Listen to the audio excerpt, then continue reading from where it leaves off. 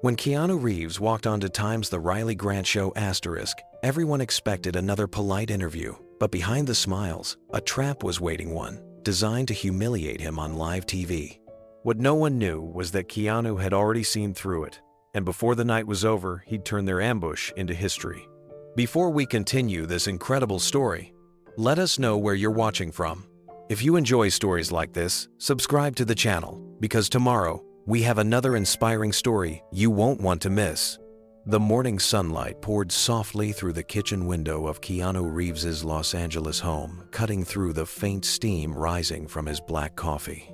It was quiet, peaceful, the kind of silence he had come to value after decades in the public eye. On the marble counter beside him sat a pile of unopened mail, and his phone buzzing faintly with new notifications. He ignored most of it, as usual. Keanu had learned that fame came with constant noise.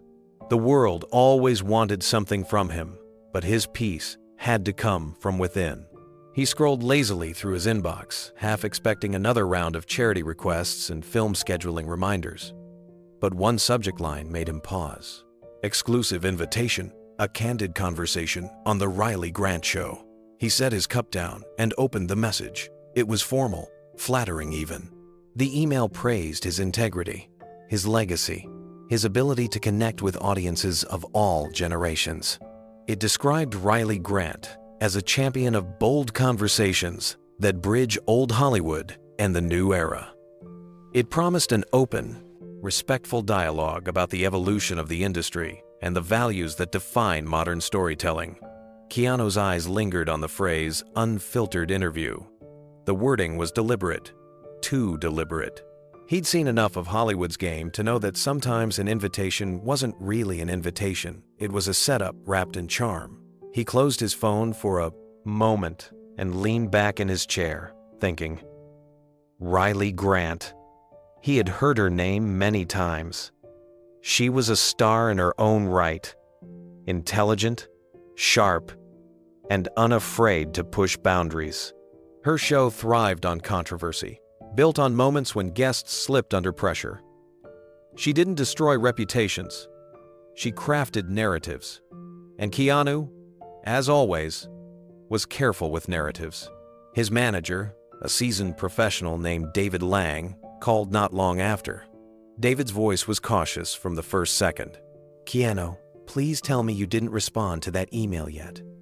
Not yet, Keanu said calmly, sipping his coffee again. I've seen this before. Riley's team doesn't invite people for friendly conversations. They bait them. They'll twist every word to make a headline. Keanu smiled faintly. I know. Then don't do it, David pressed. You don't need this kind of noise right now. You're in a good place. The last thing you want is to walk into a media circus. For a few moments, Keanu didn't reply. He looked out at the quiet garden through the window, at the wind brushing the leaves. Then he spoke, his tone soft but resolute. I'll go. There was a pause on the line. You're serious? I have nothing to hide, Keanu said simply. And sometimes, the best way to face a question is to meet it head on. David sighed heavily. Then we're going to prepare, because if they're setting you up, we're not walking in blind. Keanu nodded, though his calm never wavered. He didn't see it as a confrontation. He saw it as an opportunity to speak truth quietly in a world addicted to shouting. That same morning, miles away, the real planning began. Inside the Riley Grant Show headquarters, the air buzzed with tension and excitement. Producers clustered around a large conference table cluttered with laptops, coffee cups, and printed research on Keanu Reeves.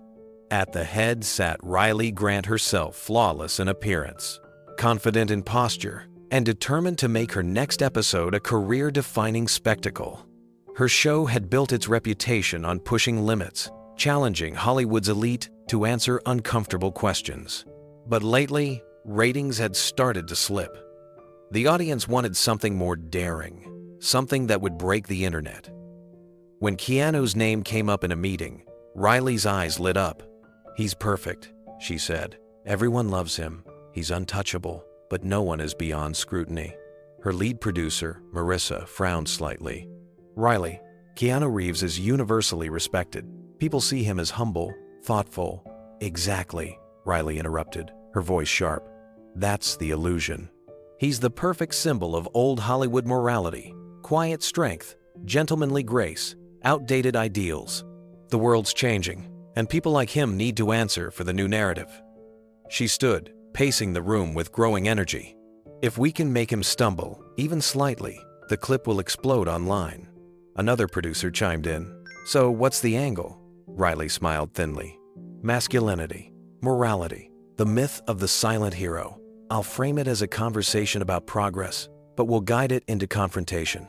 He'll look defensive, out of touch. Marissa hesitated. That's risky. If it backfires, it could make you look. Riley cut her off again. I've built my career taking risks. This is the one that puts us back on top. They began mapping the segment. Every question was calculated to corner him. Every audience reaction planned in advance. The first rows would be filled with younger, outspoken viewers' voices ready to clap or jeer on cue. Behind the cameras, multiple feeds would capture every twitch of Keanu's expression, every pause that could be twisted later in editing. Riley rehearsed her opening monologue, her tone a mix of warmth and subtle challenge. Keanu Reeves, beloved, iconic, but can the prof, strong, silent man survive in today's world? She practiced the smile that would accompany it, the one that appeared kind, but carried the faintest edge of superiority. By the time the meeting ended, her team was convinced. They had the formula, the tools, and the target. That night, as Riley reviewed her notes under the soft light of her office lamp, she whispered to herself, "This will trend everywhere by morning." Across town, Keanu sat quietly at his piano, fingers drifting across the keys. Music had always been his refuge, the place where he could think without speaking. David had sent him files detailing Riley's past interviews, the confrontations, the edited headlines, the viral controversies. Keanu skimmed them briefly, then set the papers aside. He didn't need to read more. He knew the world well enough to understand how people used conflict to feed attention. He took a slow breath, his reflection faint in the black lacquer of the piano lid. "Let them ask," he murmured. "I'll just tell the truth." The following morning, David stopped by Keanu's house with a folder of research materials. His tone was all business. "They've done this before," he warned. "Riley's show thrives on cutting people off mid-sentence. They'll bait you with flattery, then hit you with accusations about relevance or privilege.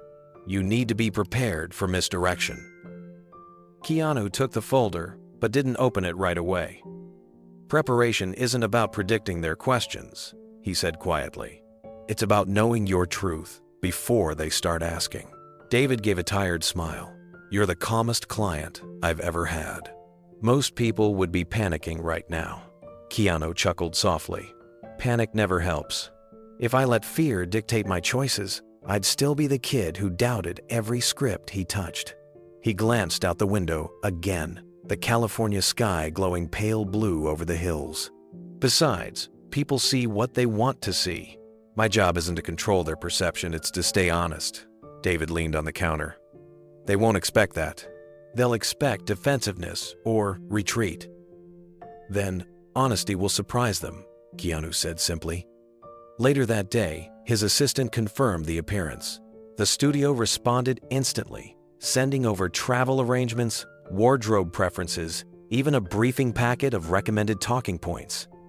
Keanu ignored the last part. He didn't need someone else's script. Meanwhile, at the Riley Grant show, the final preparations intensified. The writing room buzzed with tension and caffeine. Editors queued up old clips of Keanu's films, ready to splice dramatic moments into the broadcast. Riley wanted contrast gentle Keanu versus violent characters. "We'll start light," she said, flipping through cue cards. "Then we build pressure. By the third question, he'll either contradict himself or look like he's avoiding accountability. Either way, we win." Her assistant nodded eagerly. "Do you want us to brief the audience?" Riley's smile was razor sharp. "Of course. Half fans, half critics. Keep the energy unpredictable. I want gasps, not claps." She looked up at the digital clock on the wall. 2 days to air. Her confidence was unshakable, or so it seemed. Across the city, Keanu spent the evening walking his dog along a quiet trail. He liked the solitude, the sound of leaves under his boots. The world might see him as a movie star, but in moments like this, he was just a man breathing in peace before the storm. He looked up at the horizon and whispered to himself, "They'll try to control the story, but the truth always finds its way." 2 days later, as dawn broke over Los Angeles, the trap was ready, and Keanu Reeves was already walking toward it, calm as ever. The morning after Keanu accepted the invitation, the atmosphere at the Riley Grant Show was electric. The staff gathered in the main production room where a massive whiteboard filled the wall. Written across the top in bold red marker were the words, "Operation Reeves Reveal." The phrase alone set the tone. This wasn't just another interview. It was an orchestration. Riley stood at the center of the room, a cup of espresso in her hand, her perfectly tailored blazer giving her an air of control. Behind her, assistants pinned up research notes, quotes from Keanu's past interviews, and printouts of social media reactions. Every producer in the room knew this episode was meant to revive ratings and reclaim Riley's dominance in the talk show world. "All right," Riley began, her voice sharp but calm. "We're not here to praise him. We're here to test him. The goal is simple: expose Keanu Reeves as outdated, a relic of the old Hollywood system that glorifies stoicism and violence. The narrative is that Hollywood has evolved, and he hasn't." One of the younger producers, a sharp-minded man named Theo, raised his hand. "But people love him. If this looks like an attack, it could backfire." Riley smirked. "That's why we won't make it look like an attack. We'll frame it as a discussion on progress. He'll feel comfortable at first, and then," she snapped her fingers, "we turn the tone. Questions about masculinity, gender roles, his relevance, even his silence on modern movements. He'll either contradict himself or retreat into platitudes. Either way, we get the headline." Marissa, the senior producer, scribbled on the whiteboard, "Topics to corner him." Under it, she listed 1. Toxic masculinity in film. 2. Violence as storytelling. 3. Male privilege in Hollywood. 4. The fading era of classic heroes. Riley circled the last one in red. "That's our pivot point. When he least expects it, we'll question whether stars like him should step aside for newer voices. That's where we'll get the viral clip." Theo frowned. "And what if he doesn't react?" "Reeves has a reputation for staying calm under pressure." Riley leaned on the table, eyes glinting with confidence. "Then we'll make his calmness look like avoidance. The internet loves calling silence guilt. Either way, we win." Around the room, heads nodded. The plan was meticulous, almost surgical. Riley's assistant began preparing the cue cards, color-coded for tone. The first would be green-friendly, casual. The next yellow, provocative but polite. And finally, red, loaded with emotional triggers designed to elicit a reaction. As they debated phrasing, Riley rehearsed her smile in the reflection of the studio window, a blend of empathy and superiority. "We'll make him contradict himself," she said softly, almost to herself. "That's the moment the world will remember." Outside, the city buzzed under the morning sun, unaware that one of its most beloved figures was about to walk into a media minefield disguised as conversation. By late afternoon, Riley's office had transformed into a strategy war room. The blinds were drawn, the lighting low, and the air heavy with anticipation. Every surface was covered in cue cards, highlighters, and printed stills of Keanu in his most iconic roles.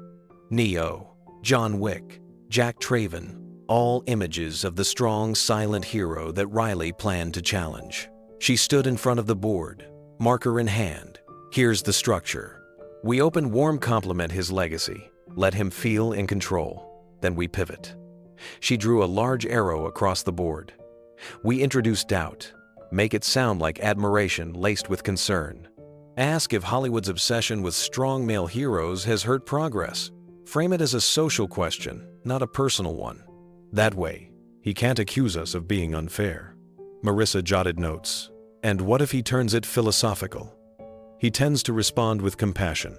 The audience loves that. Riley didn't even look up. Then we corner him again. Ask if compassion has limits. Ask if kindness means avoiding accountability. Push him until his calmness feels unnatural. Theo looked uncertain.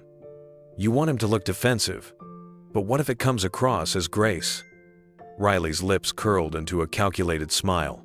That's where editing comes in. She turned toward the monitors as her editor queued up footage from past interviews, moments where Keanu paused before answering. Moments of silence that could easily be reframed as discomfort. See? A 3-second pause feels like wisdom in real time, but in post-production, it looks like hesitation. We control perception. The room fell silent for a moment. Even Marissa, who had been in the industry for years, shifted uneasily. There was something unsettling about how methodically Riley crafted every layer of manipulation. Riley clapped her hands once, breaking the tension. Let's move on. The audience. Theo brought up a digital chart showing potential attendees. Half were Keanu fans, loyal viewers, eager to see him in person. The other half were selected intentionally for their outspoken views on modern social issues. We've arranged strategic seating, Theo explained. Rows 1 and 2 are neutral fans. Rows 3 and 4 activists, podcasters, critics. They'll react audibly when certain words come up. Good, Riley said. Control the energy. Give me visible tension. I want murmurs when I mention masculinity. Applause when I talk about progress. Marissa crossed her arms. You're walking a fine line. If it looks too staged, the internet will notice.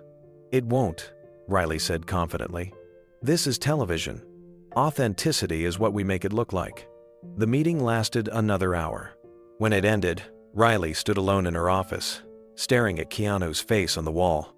The image wasn't threatening. It was calm, kind, disarmingly human. For just a second, she hesitated. Then she shook it off. He's not a saint, she whispered. Everyone cracks. Outside, the city lights began to flicker. The trap was nearly set. Across town, the world could not have felt more different. Inside a modest, open-air dojo tucked behind a row of cypress trees, Keanu moved in quiet rhythm. The wooden floor creaked under his bare feet as he practiced slow, deliberate movements. Each motion was purposeful, balanced, measured, grounded. The sound of his breathing filled the still space, steady and unhurried. His instructor, an older man named Master Hayato, watched silently from the corner. When Keanu finished a set, the master approached and handed him a towel. Your mind seems heavier than your movements today, he said. Keanu wiped the sweat from his face and smiled faintly. Just thinking about a conversation. Hayato raised an eyebrow. With whom? Keanu hesitated for a moment. A host. Someone who asks questions to provoke, not to understand. The master nodded knowingly. Ah, one of those. He folded his arms. Do you expect confrontation? Keanu shook his head. I expect noise. The kind that tries to drown out reason. But I'm not going to fight it. I'll listen. Hayato studied him closely. Listening is an art. Most people hear to reply, not to learn. But you listen differently. Keanu looked out the window where the last rays of sunlight filtered through the leaves. Some people listen to win, he said quietly. I prefer to listen to understand. The master gave a small smile, proud but somber. Then your silence will speak louder than their words. After training, Keanu sat alone on the dojo steps, the evening air cooling against his skin. He replayed the morning's conversation with David. The warnings, the risks. He knew what awaited him. Tension, provocation, manipulation. But he refused to carry bitterness into it. The only thing he would bring was calm. At the same hour, Riley stood in front of the empty set of her show. Technicians tested lights, sound, and camera angles. She looked around the studio, her reflection caught in the polished glass of the teleprompter. For a moment, even she felt a flicker of unease. Something about the stillness before a public confrontation always carried weight, but ambition quickly buried doubt. She rehearsed her first question under her breath, her tone perfectly balanced between charm and challenge. "Keanu, do you think Hollywood has outgrown men like you?" The words felt sharp, precise, crafted to draw blood, without showing intent. She smiled to herself and turned toward the stage. In 2 days, one man's peace and another's ambition would collide beneath the same lights. One seeking understanding, the other seeking victory, and only one would leave with the world's respect. The morning of the interview arrived crisp and cool, the Los Angeles skyline glowing beneath a pale gold sunrise. Keanu Reeves adjusted the strap of his black helmet before swinging a leg over his motorcycle. The engine rumbled to life with a low, steady hum that echoed softly through the quiet street. There was something meditative about the sound, like a heartbeat, syncing with his own calm.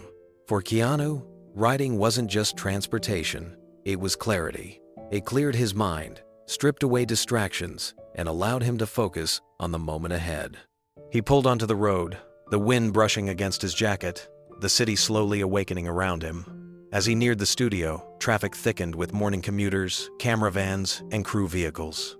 Even from a distance, the building stood out sleek, modern, and surrounded by large black banners with Riley Grant's face plastered across them.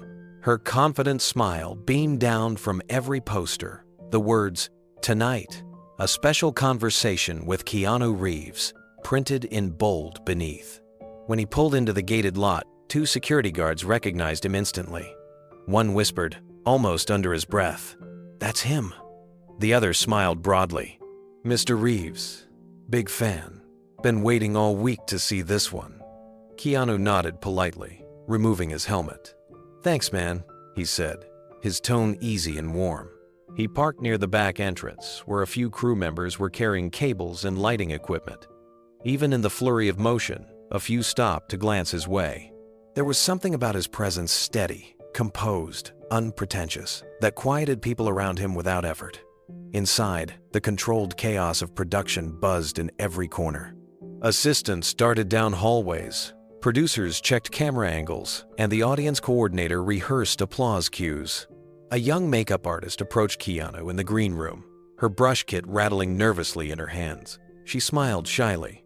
"You don't seem nervous at all," she said, breaking the silence as she applied a light touch of powder. Keanu looked at her reflection in the mirror, eyes calm. "Why would I be?" She chuckled softly. "Everyone else would be." "I'm not everyone else," he said. But his tone carried no arrogance, only quiet truth. Outside, through the half-open door, the muffled sound of Riley Grant's voice echoed from the stage. She was rehearsing her introduction again, perfecting each word, each pause. "He's beloved, but is he still relevant?" she said to the empty audience chairs, her voice both admiring and biting. The producer gave her a thumbs up. "Perfect delivery," he whispered.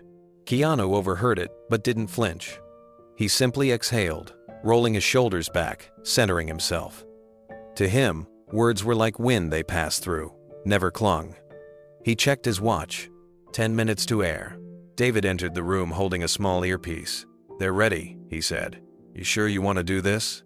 Keanu smiled faintly. "Let's have a conversation." He stood, straightened his jacket, and walked toward the stage doors. The storm was waiting. The hallway leading to the main stage felt colder than the rest of the building. The polished floor reflected the overhead lights, and the faint hum of cameras filled the air. A production assistant guided Keanu forward, her headset crackling with constant chatter. "You'll enter from stage left," she said briskly. "Miss Grant will greet you. Then you'll take your seat. Just follow her lead." Keanu nodded once. "Got it." Behind him, David lingered near the door, uneasy. He leaned closer and whispered, "Remember, they want reactions. Don't give them any." Keanu smiled. "Reactions are choices." The assistant smiled nervously, unaware of the quiet exchange. As Keanu stepped into the wings, He caught sight of the studio audience filtering in. They weren't random faces. Each section was carefully arranged: young activists in the middle rows, loyal fans toward the front, media insiders in the back. He could feel the tension before the show even began. The energy wasn't anticipation, it was expectation. On stage, Riley Grant adjusted her microphone and spoke to her producer in a low tone. "Camera 3 stays wide until I cue for the close-up. I want full coverage when I ask about masculinity. That's where it'll hit." Her producer nodded. "Understood." Riley looked flawless beneath the lights. Her hair, makeup, and wardrobe were all calibrated for perfection. But beneath that surface, her eyes betrayed a spark of nerves. This interview had to work. The ratings demanded it. Her career depended on it. From the wings, Keanu observed her for a moment. He didn't see an enemy, just another person caught in the machinery of performance, trying too hard to prove something. That thought softened him. The stage manager raised a hand. 30 seconds to live. Riley straightened in her chair, her practice smile returning. "We're ready." The lights dimmed. The applause sign blinked. The audience erupted on cue. "Welcome back to the Riley Grant Show," Riley began, her voice bright and clear. "Tonight, we're joined by one of Hollywood's most beloved and mysterious figures. From The Matrix to John Wick, his career has spanned decades, redefining what it means to be a leading man." She paused, smiling for effect. "Please welcome Keanu Reeves." The crowd cheered louder this time. Phones flashed in the front row as Keanu stepped out beneath the lights. For a moment, he looked around, not at the cameras, but at the people.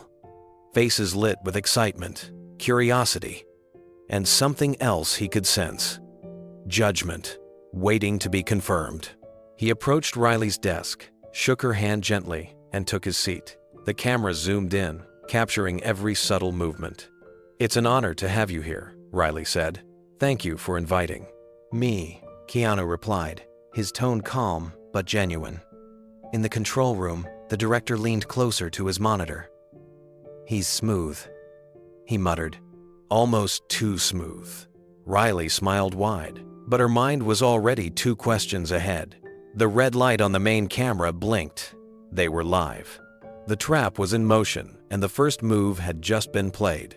The applause faded to a controlled murmur as Riley leaned forward, maintaining her television-perfect smile. Every movement, every breath, was deliberate. She knew the camera loved subtle tension, and tonight, she intended to feed it. Keanu sat across from her, posture straight but unforced, hands resting loosely on his lap. The stage lights bathed him in gold, softening his features. He looked at ease, yet entirely aware. The kind of calm that unnerved people who thrived on control. Behind the cameras, producers watched him like hawks. One whispered into his headset, "Camera 2, stay close on his face. If he pauses, stay tight. We want the silence." Riley began her preamble, her voice smooth as silk. "Keanu, it's been nearly 4 decades since your first major film. You've become something of a cultural constant, respected, admired, sometimes even mythologized." She smiled sweetly. "But tonight, I want to talk about relevance, the future of Hollywood.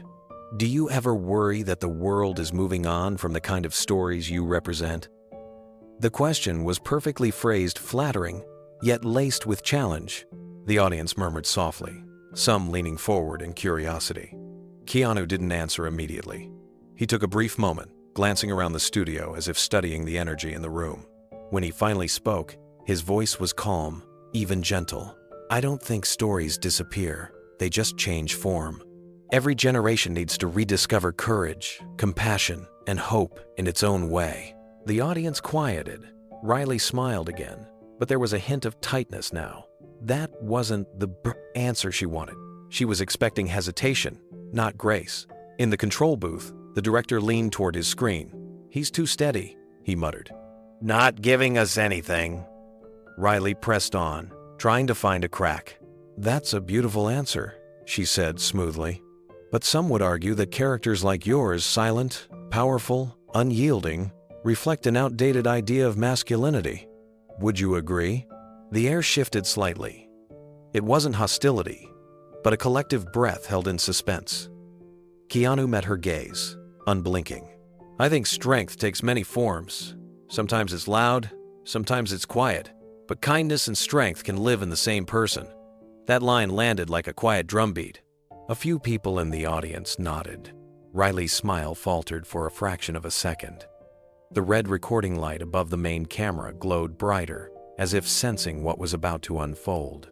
Behind the charm, behind the control room's tension, something irreversible had already begun.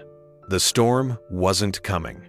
It had already started quietly, with a smile. The lights dimmed slightly as the studio settled into rhythm. The opening applause faded, replaced by a comfortable hum of curiosity. Riley Grant began with an effortless smile, her tone warm and inviting. Keanu, your career has been one of the most fascinating in Hollywood history. From action to drama, from blockbuster hits to small art films, you've done it all. Do you ever look back and think, I've already said everything I need to say? Keanu smiled faintly. I don't think I've ever felt that way, he replied. Every story gives you something new to say. Sometimes it's about who you are. Sometimes it's about who you hope to become. The audience chuckled softly at his humility. Riley mirrored the laughter, nodding. That's a beautiful sentiment, she said, flipping through her cards with casual ease. You've played so many different characters: Neo, John Wick, Jack Traven, each of them iconic in their own way. Do you have a favorite? Keanu's eyes softened as he considered the question. Not really a favorite, he said. They all taught me something. Neo was about faith. Jack was about courage. Wick was about loss. They're all pieces of something human. Applause broke out in scattered waves. Riley smiled, but it didn't reach her eyes. She was letting the moment breathe intentionally.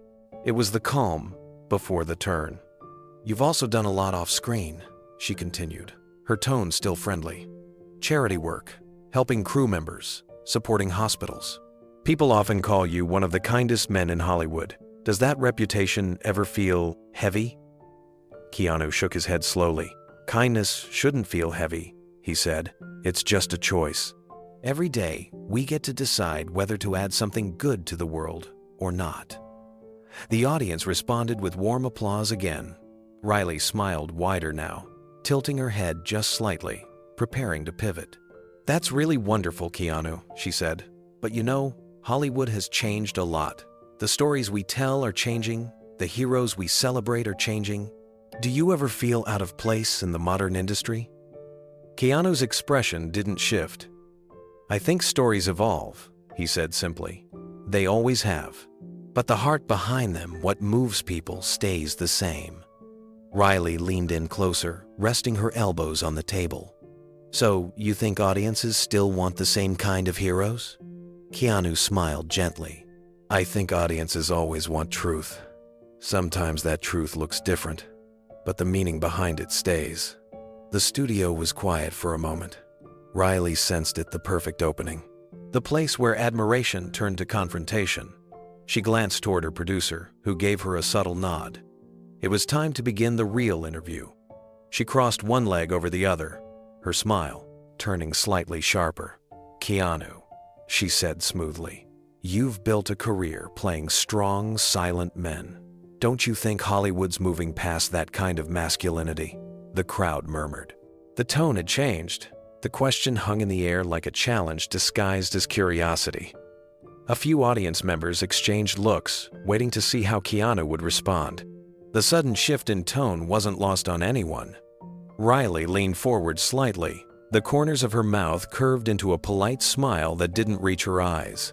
Keanu didn't react right away.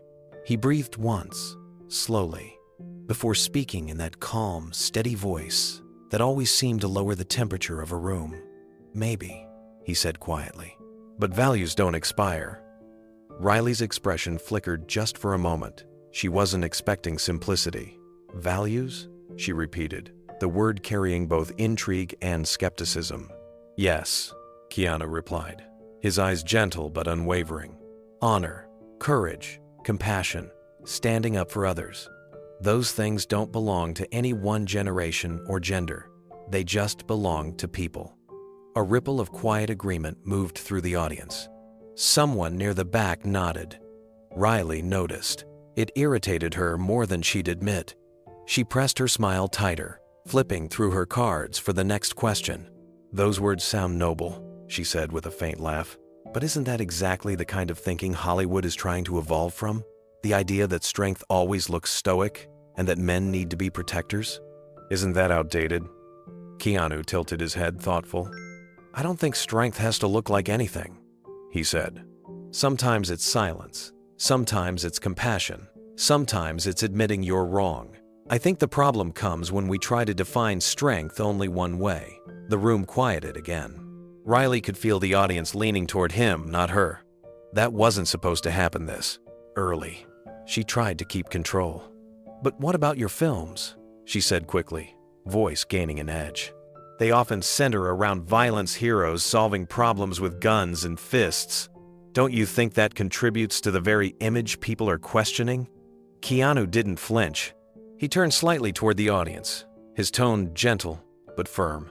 "I think people watch stories for meaning, not methods. If a story has violence, it doesn't mean it glorifies it. It's the why that matters. Why do we fight? Why do we protect? Why do we forgive?" For a moment, the studio was still. No one moved. No one coughed. Even the producers in the control booth stopped whispering. Riley glanced toward the camera and forced a light chuckle. "That's very poetic," she said, masking her discomfort. "But do you think those old definitions of manhood, of being a silent protector, fit into today's world?" Keanu met her gaze, and though his tone remained soft, there was weight behind it now. "Being protective isn't about power," he said. "It's about care. If we start calling care outdated, maybe the problem isn't masculinity. Maybe it's misunderstanding." The audience responded with quiet applause. Riley's jaw tightened.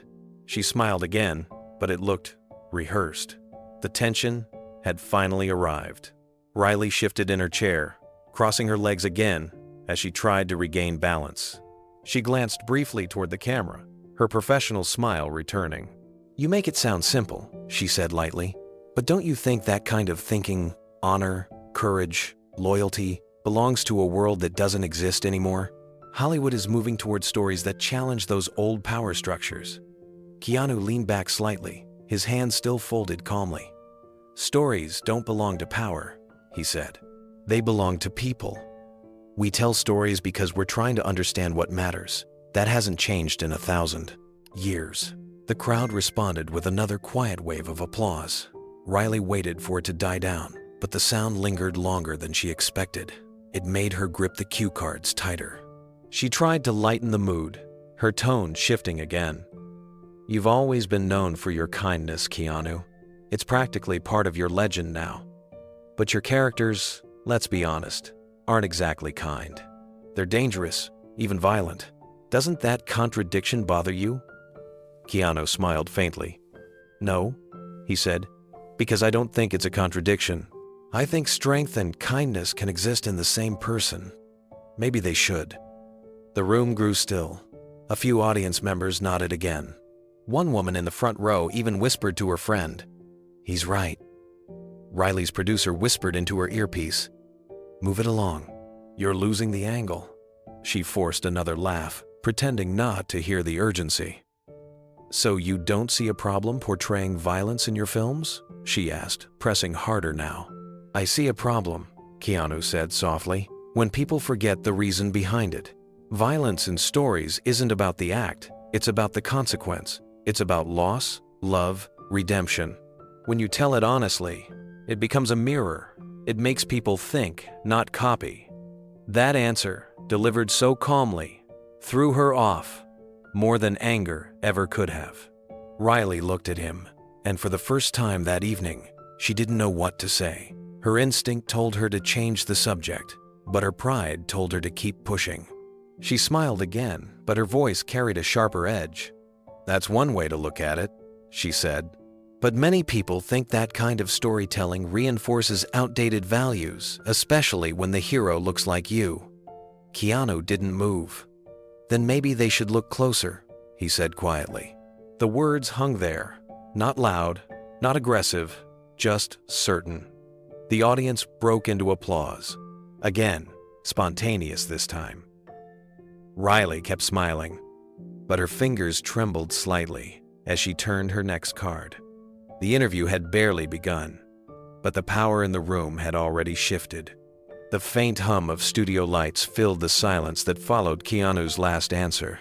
The audience was waiting for Riley's response, but she hesitated, caught between irritation and fascination. The energy had changed again, and she could feel it slipping from her control.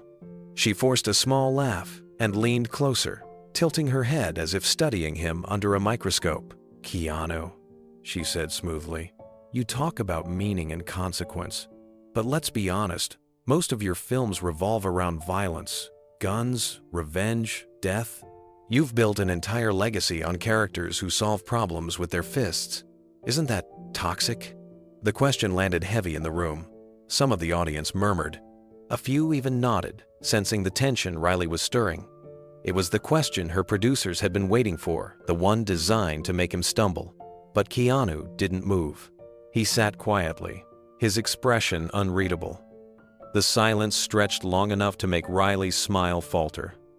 Then he spoke, calm and steady, his tone so gentle it disarmed everyone.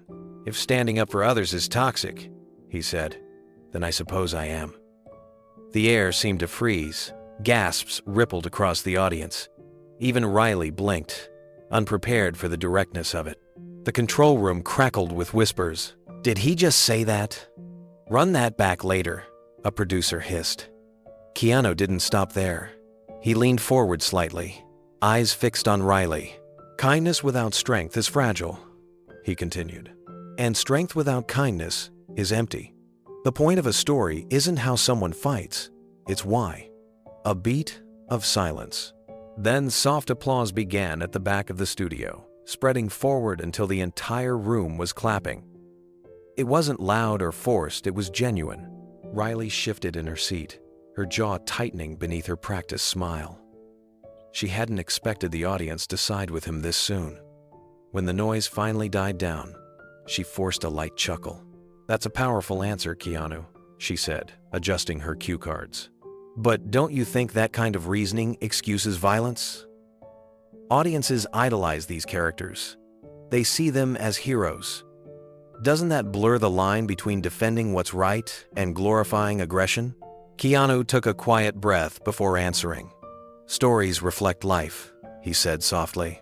"And life isn't peaceful all the time. We face injustice, cruelty, pain.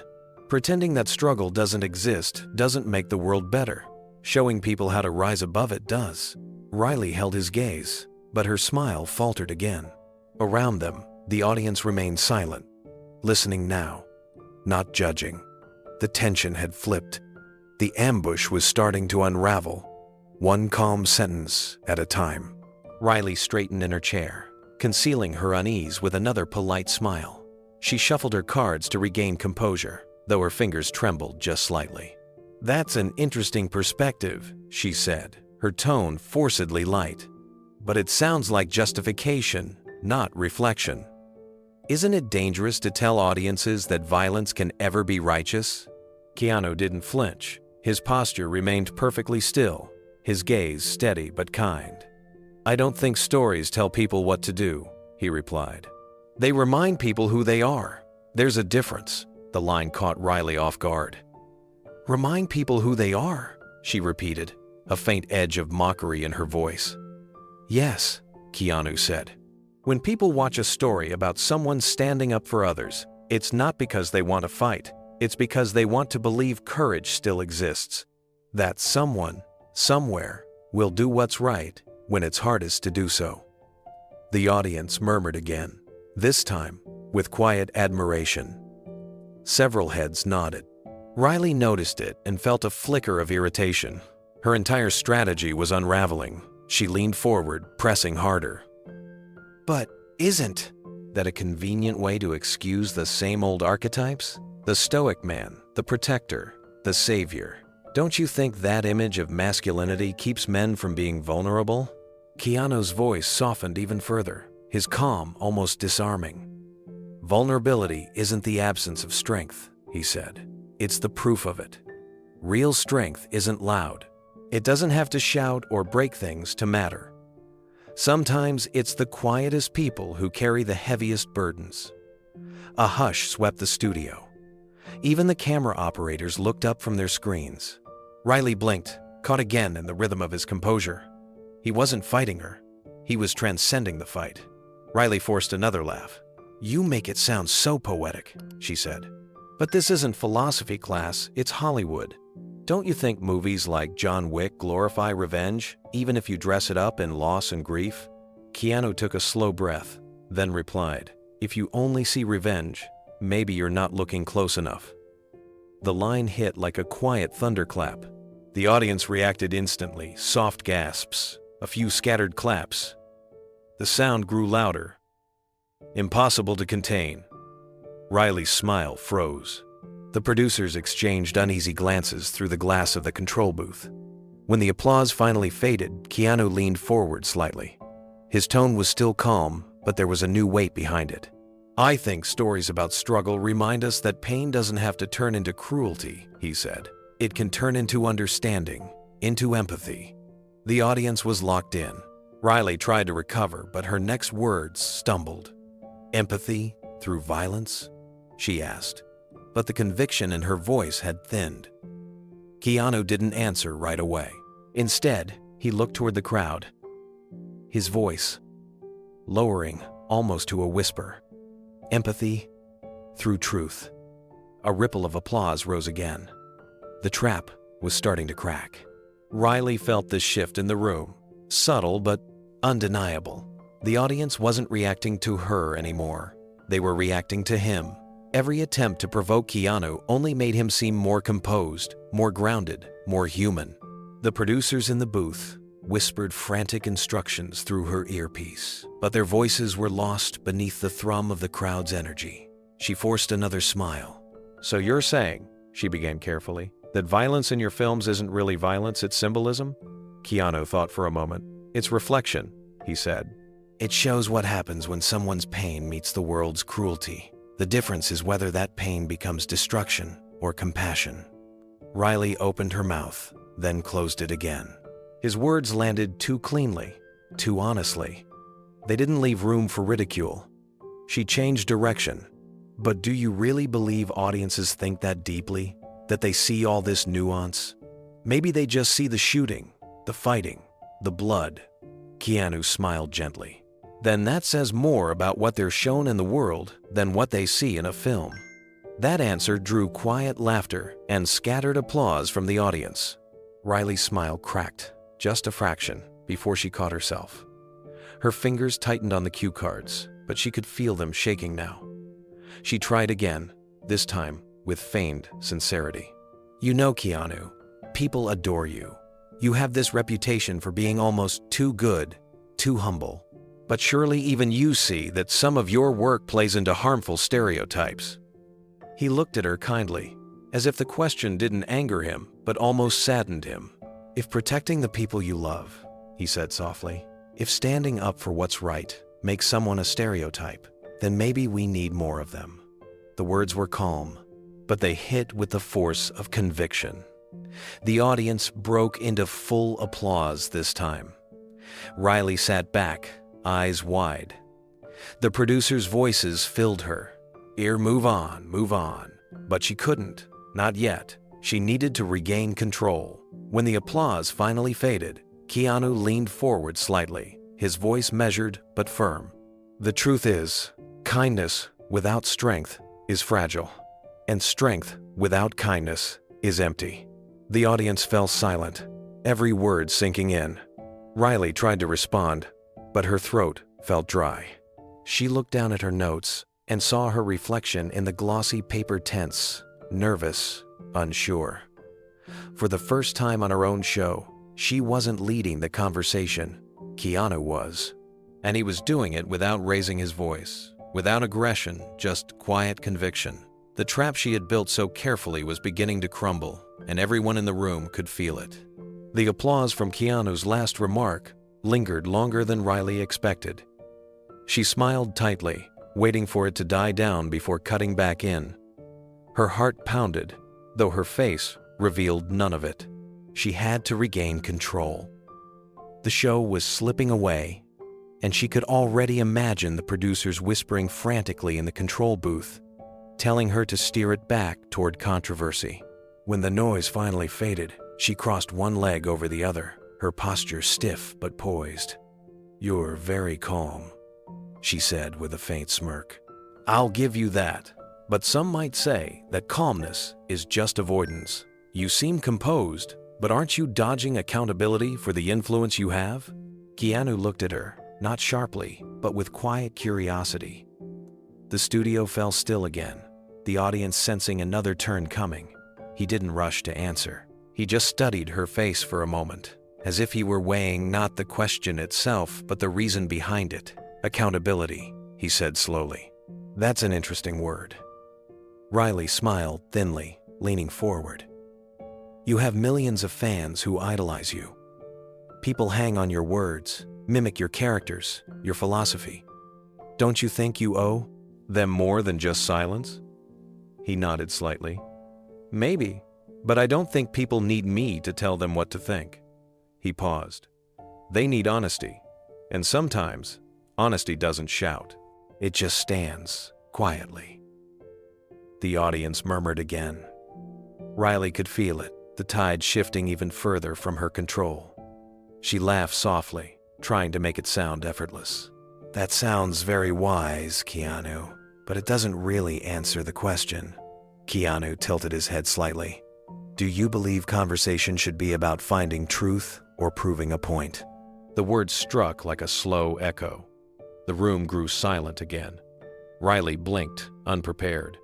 "What do you mean by that?" He didn't flinch. "Because one listens," he said softly. The other waits to reply. A few audience members began to clap, not loudly, but sincerely. The sound built gradually small at first, then enough to fill the studio with quiet approval. Riley's jaw tightened. She forced a quick smile. "Well," she said briskly, "that's one way to put it." She glanced down at her cue cards, but they suddenly felt useless in her hands. The control room buzzed with static whispers. "Cut to commercial? No, let it play." Keanu didn't move. His silence wasn't defensive. It was steady, grounding. He wasn't playing her game anymore. He was changing it entirely, and as the applause faded, the weight of his question hung between them like a mirror she didn't want to look into. Riley adjusted her microphone and gave a polite, practiced laugh. "That's a clever phrase," she said, her voice steady but slightly forced. "But this isn't philosophy hour, Keanu. We're talking about responsibility. Surely you understand that people see you as more than an actor. You influence how they view strength, masculinity, even morality." Keanu nodded slowly, still calm. "I do," he said. "And that's why I try to be careful with the roles I play and the life I live. But I don't think influence should mean control. I'm not here to tell people who to be. I'm here to remind them that it's okay to think for themselves." That answer drew soft applause again, almost instinctive. Riley's smile tightened as she flipped through her cue cards. None of the next questions seemed strong enough. She needed to turn the focus back to her. "But don't you see how dangerous that can be?" she pressed. "People might interpret that as indifference. Silence can be mistaken for complacency. Don't you think those who have a platform have a duty to speak up?" Keanu leaned forward slightly, his eyes warm but clear. "Speaking up matters," he said. "But so does listening. Sometimes people are so busy shouting that they stop hearing each other. I think silence can be a space for reflection, not avoidance." The audience murmured again. One man clapped, and a few others followed. Riley's shoulders stiffened. She forced a small laugh to mask her irritation. "So you're saying the world just needs to listen more?" Keanu smiled faintly. "I think the world needs to understand more." He paused for a moment. "Understanding takes patience, and patience isn't easy in a culture built on reaction." The words sank in. The audience was completely silent now. The camera light blinked red, capturing every micro-expression on Riley's face. She felt the sweat forming just beneath her collar, invisible under the studio lights but heavy all the same. "Keanu," she said, her tone slightly sharper now, "you make it sound as though conversation itself is the problem. But surely, disagreement drives progress, doesn't it?" "Sometimes," he replied. "But disagreement only builds progress when both sides are seeking the same thing. If one side wants to learn, and the other just wants to win, it stops being a conversation. It becomes theater." The audience clapped again, louder this time. A few even stood. Riley laughed awkwardly, looking toward the control room for reassurance. The producers said nothing. They were frozen, watching what had become an entirely different show than they planned. Riley's practiced composure began to fracture. She could feel it. The man sitting calmly across from her was undoing years of her method with a single truth. She wasn't conducting an interview. She was performing a monologue, and he had just refused to play along. Riley exhaled slowly, though the microphone picked up the faint tremor in her breath. She tried to hide it with another carefully rehearsed smile. "So, are you suggesting that interviews like this aren't real conversations?" she asked, her tone sharp now, defensive. Keanu's eyes softened. "I think they can be," he said, "if both people are open to learning something." She blinked, caught off guard by how easily he dismantled the tension without hostility. "And you think I'm not?" she countered. He smiled faintly. "I think sometimes questions are shaped to prove something, not to discover something." He let the words linger. "It's not just you. It's most of us. We've all forgotten how to ask without judgment." The audience grew still again. They weren't clapping this time. They were listening, hanging on every word. For once, the host and guest weren't trading sound bites. They were facing truth. Riley's producer whispered frantically through her earpiece. "Move on, Riley. Shift the tone. Ask about the new movie." But she didn't. She couldn't. Her pride wouldn't let her retreat. "So you're saying I'm not listening?" she asked, her tone sharpened. Keanu shook his head gently. "I'm saying you're hearing, but not listening." A few gasps escaped from the audience. Even Riley's expression faltered for a second. His voice was calm, but it carried quiet gravity, like a mirror being placed in front of her. He leaned forward slightly, still measured, still kind. "We all do it," he said. "We wait for our turn to speak, not our chance to understand. It's the difference between noise and connection." The silence that followed wasn't awkward. It was heavy with recognition. A few people in the audience began to clap softly. Riley looked up, startled. Then more joined in. It wasn't thunderous applause, but it was enough to fill the space between them. Riley forced a smile, but her eyes betrayed unease. "That's a very interesting observation," she said. "You're a better philosopher than I expected." Keanu smiled again. "I'm not a philosopher. I'm just paying attention." The audience erupted in quiet laughter. Even the crew behind the cameras smiled. Riley tried to laugh too, but it came out stiff. Inside the control room, one of the producers muttered under his breath, "We lost her." Riley straightened her posture, masking the crack in her confidence. She glanced at the cue cards again, but the words blurred. Across from her, Keanu sat in serene silence, completely unshaken. The dynamic had changed. For the first time in her career, Riley Grant realized she was no longer conducting an interview. She was being revealed by it. Riley's pulse raced, though her voice remained measured. She had spent her career mastering this balance, smiling while striking, but nothing tonight had gone the way she planned. The audience wasn't reacting to her cues. The producers were silent in her ear, and Keanu Reeves, sitting calmly across from her, was turning every question meant to trap him into something graceful and human. She needed to take control back, fast. "We've talked about kindness, patience, listening, all very noble." Her tone sharpened. "But let's be honest for a moment. You've been in this business for decades. You've had your moment. Don't you think it's time actors like you stepped aside to make room for new voices? The room froze. Even the hum of the studio lights seemed to stop. Riley pressed on, her words deliberate. Maybe, just maybe, it's time to let go. Hollywood's changing, and some would say your kind of storytelling doesn't belong anymore. Maybe your time is up. A ripple of unease moved through the audience. Some gasped quietly. Others exchanged glances, unsure if they were supposed to clap or cringe. The crew in the control booth leaned forward, eyes wide. One producer whispered into his headset, "Oh no, she went there."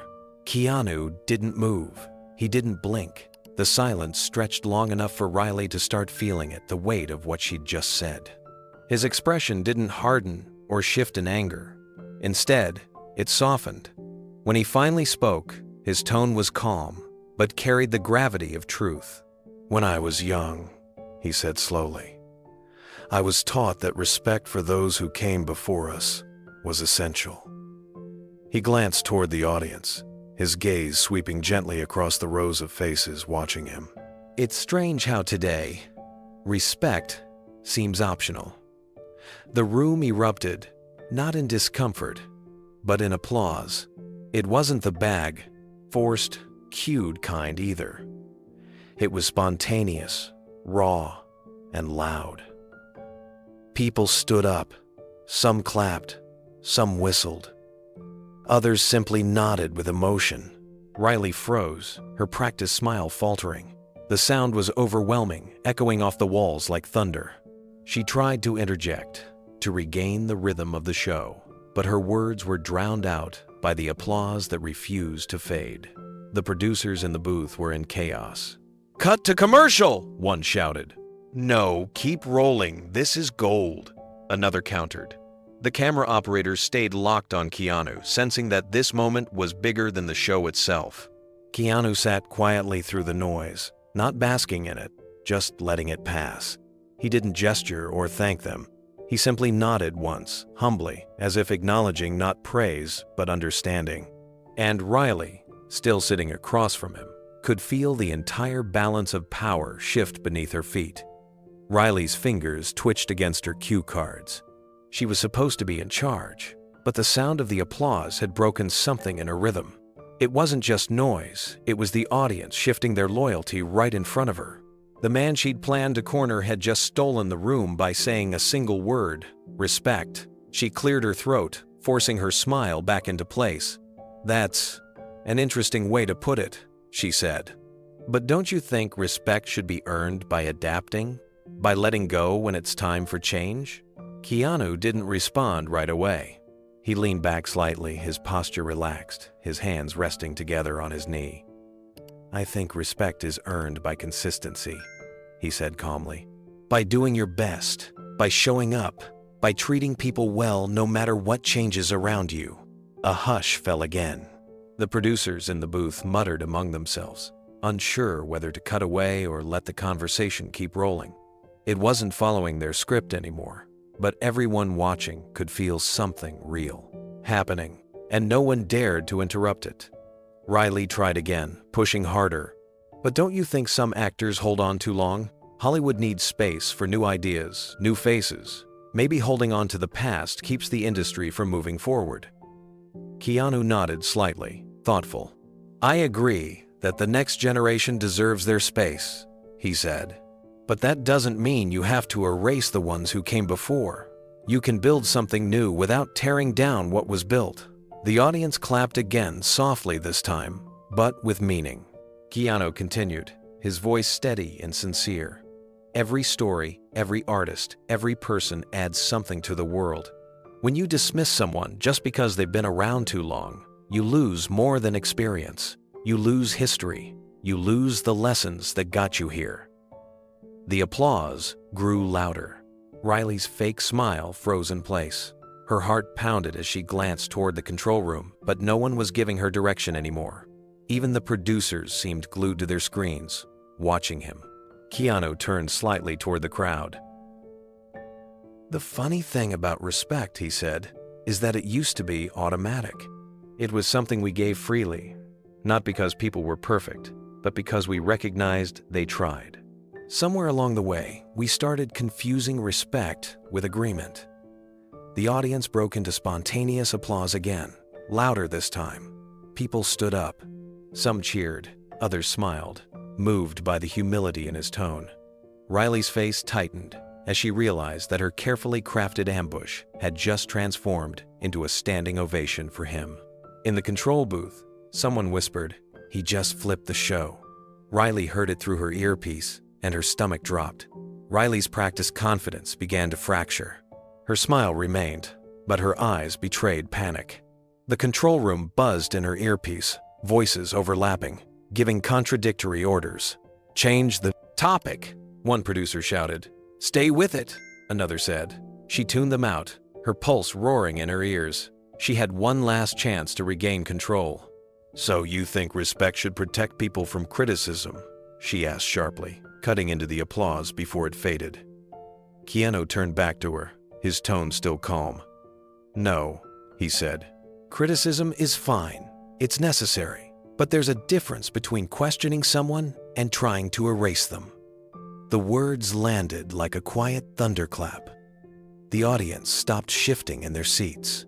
The camera zoomed in closer, capturing the contrast her tense posture against his tranquil stillness. Riley tried to respond, but the words tangled. "That's poetic," she said, with a forced laugh. "But Hollywood isn't about poetry. It's about staying relevant." Keanu smiled, not mockingly, but with quiet compassion. Relevance fades, integrity doesn't. Gasps rippled through the audience. Someone shouted, "That's true!" and the applause returned, rolling through the studio like a wave. People stood again, clapping louder than before. Even the crew members off camera joined in. Riley sat frozen, her expression faltering completely now. The ovation wasn't polite, it was powerful. It wasn't for fame or performance, it was for truth. When the sound finally died down, Keanu looked back at her and spoke softly, almost as if he were talking to her alone. "I don't think anyone should be pushed aside because they've been here too long," he said. "Experience doesn't block progress, it teaches it. When we forget that, we stop learning from each other." The studio went still again, and for the first time since the show began, Riley had no words left. Her cue card sat useless in her hand, the neat lines of scripted questions now meaningless. She forced a hollow laugh. "You really have a way with words, Keanu," she said. He nodded politely. "I don't know about that," he replied. "But I was taught that respect is something you give, even when you don't get it back." The audience exploded once more, louder than before, rising to their feet. The camera lights burned brighter, focusing on him as if the entire world had turned in his direction. Behind the glass, a producer whispered, "That's the moment. That's the clip." Riley knew it too. She'd lost the room, lost the story, lost the control. The viral moment had just been born, and it no longer belonged to her. The studio lights dimmed as the red recording light switched off. "And we'll be right back after this short break," Riley said through a strained smile. The applause sign blinked automatically, but only a few audience members clapped. Most were still staring at Keanu, some already whispering excitedly, others clutching their phones. The moment the broadcast cut to commercial, the set erupted into chaos. Producers flooded the stage from every direction. Headsets crackled, scripts were shuffled. A makeup artist hurried over to Riley, but she waved her away, her expression tight with frustration. "We can fix this," one of the producers insisted, lowering his voice. "We'll edit it in post. Cut the last 3 minutes. Trim the applause. Reframe the tone." Riley snapped her head toward him. "The audience is filming," she hissed. "You can't edit that." Her producer's face paled as he turned toward the crowd. The sight confirmed her worst fear. Half the audience already had their phones out, screens glowing. Clips were being uploaded, shared, captioned. Every second that passed, the footage spread further beyond their control. Keanu sat quietly through the commotion, expression unreadable. He unscrewed the cap of his water bottle and took a slow sip, his calmness a direct contrast to the frenzy surrounding him. He didn't seem angry, triumphant, or even surprised, just present, as if he'd seen this kind of chaos too many times before. A young crew member approached him nervously. "Mr. Reeves, do you need a break room?" Keanu shook his head gently. "I'm fine," he said. "Thank you." Riley stood by her chair, gripping the back of it tightly, trying to steady her breathing. "We can still fix it," she muttered, mostly to herself. "We'll cut it before it airs." But across the room, her social media manager's voice rang out. "It's too late." Everyone turned. She held up her phone, her expression grim. "It's already trending." "What's trending?" Riley demanded, even though she already knew. The manager hesitated before showing her screen. Hashtag, "Respect is optional." Riley stared, speechless.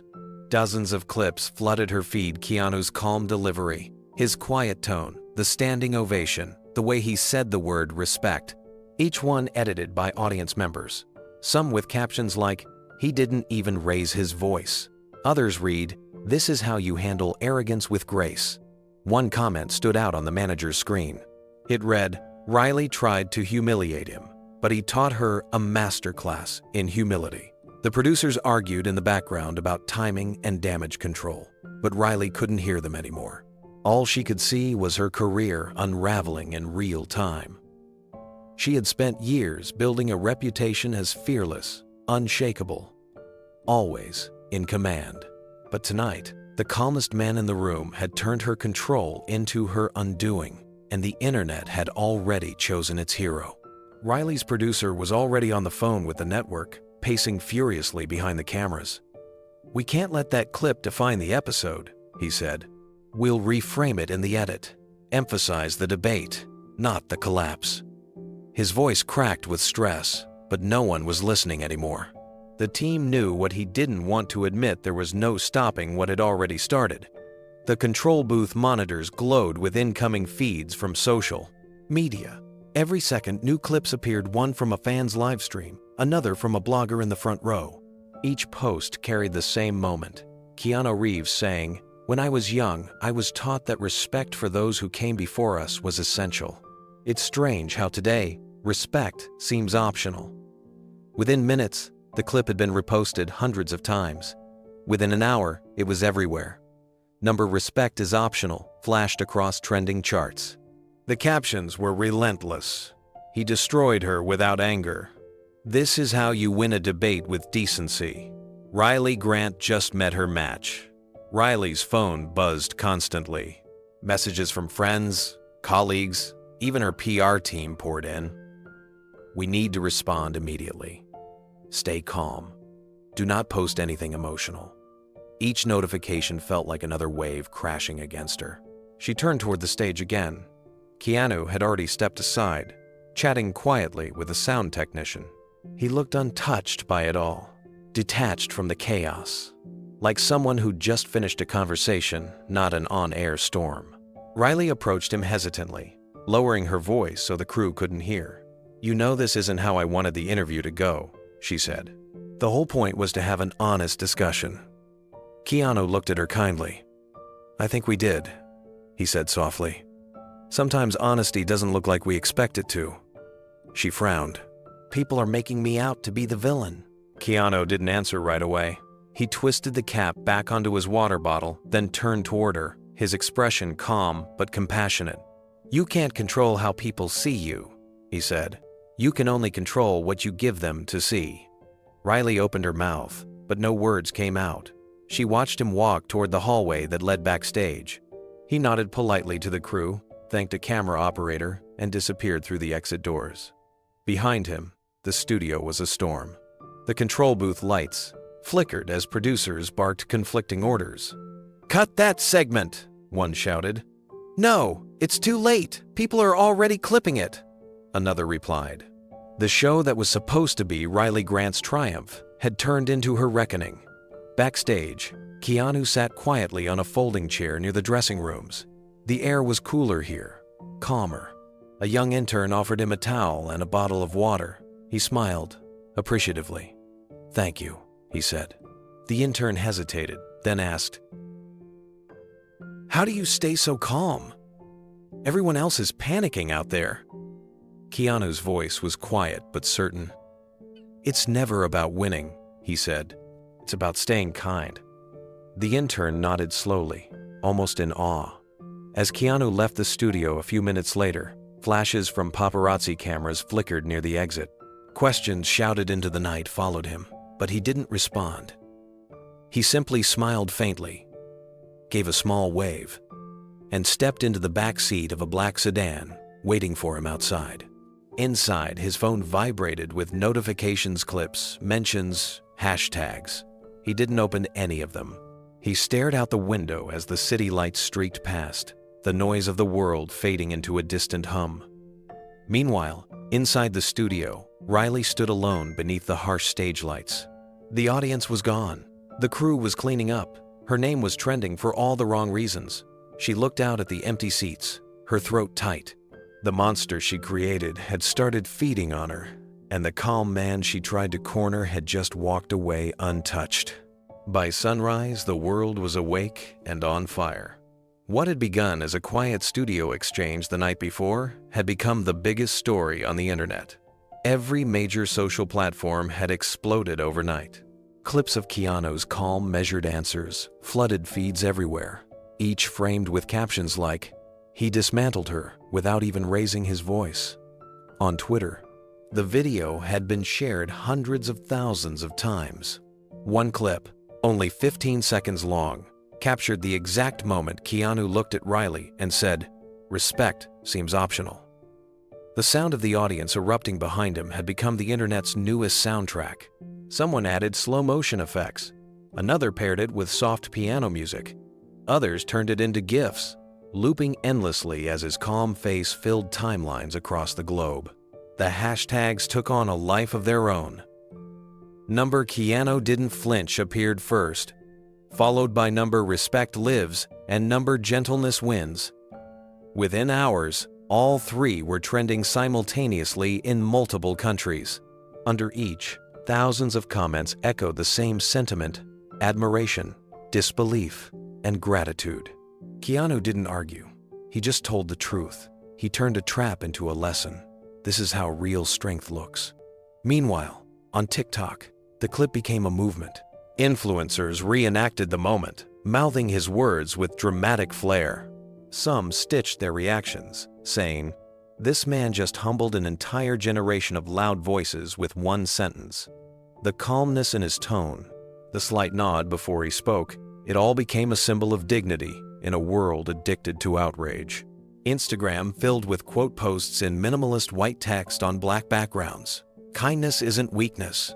Respect isn't optional." Each caption tagged him, even though everyone knew Keanu Reeves didn't use social media. Back in Los Angeles, Riley's PR team scrambled. Inside her office, the blinds were half closed as the morning light poured through. Coffee cups littered the desk. Her phone buzzed nonstop notifications, missed calls, statements waiting for approval. Her publicist stood near the doorway, voice tense. "We can spin this," she said. "We'll call it a spirited discussion. We'll emphasize your commitment to tough questions." Riley didn't answer. She scrolled through her feed instead, seeing her face frozen in thumbnails beside captions like, "Talk show host gets humbled by Keanu Reeves." The algorithm had turned her worst moment into the world's favorite moral lesson. Her producer entered, exhausted. "We need a statement before noon," he said. Something short, professional. Say it was a healthy debate. But Riley could already see the problem. The world had made up its mind. Every clip, every meme, every quote carried the same energy. Not anger, not outrage, but quiet admiration for him. Keanu had done nothing to fight back, and yet somehow he'd won completely. The more she scrolled, the clearer it became. The internet wasn't mocking her. It had simply moved past her, chasing the light of something purer, kindness without ego, strength without noise. By mid-afternoon, the story had escaped Hollywood entirely. News anchors on morning programs replayed the clip like it was a political debate. Talk shows analyzed Keanu's every sentence, freezing the frame when he said, "It's strange how today, respect seems optional, and treating it like a national event. On YouTube, commentators posted hour-long breakdowns titled, "How Keanu Reeves Defeated Cancel Culture Without Saying a Word." One by one, journalists and public figures chimed in. A retired actor tweeted, "That's what grace under pressure looks like." A best-selling author wrote, "We need more men like Keanu. Calm, grounded, uncompromising in decency."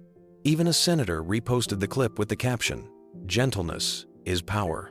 Riley watched it unfold helplessly. Every attempt her team made to redirect the narrative backfired. They released a statement calling the interview a healthy debate between two passionate professionals. Within minutes, the top reply read, "It didn't look healthy. It looked desperate." Another said, "Keanu didn't debate. He educated." Her publicist tried again. "We can schedule an apology interview," she suggested. "You can clarify that it was misunderstood. If you sound humble enough, maybe people will forgive." But Riley just stared at her computer screen. She wasn't trending for being brave anymore.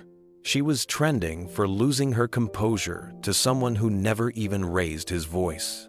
The algorithms didn't care about context. They cared about the feeling. And right now, the world felt inspired by him and exhausted by her. Across the internet, Keanu's words became digital gospel. Fans began posting videos of themselves, repeating his quotes in everyday situations. A teacher calming a classroom, a father explaining kindness to his son, a young woman saying softly to the camera, "Respect isn't optional." Soon the hashtags evolved into movements. On Twitter, people used number "Gentleness wins" to share stories of compassion and empathy. Strangers paying for meals, co-workers defending each other, students standing up for bullied classmates. The tone of the internet, even if briefly, shifted. Meanwhile, Keanu remained completely silent. No statements, no interviews, not a single word online. That only made him more revered. The silence wasn't emptiness, it was control. People compared him to figures of old Hollywood, to monks, to philosophers. Comment sections read like modern sermons. He didn't argue because truth doesn't need to shout. You can't cancel integrity.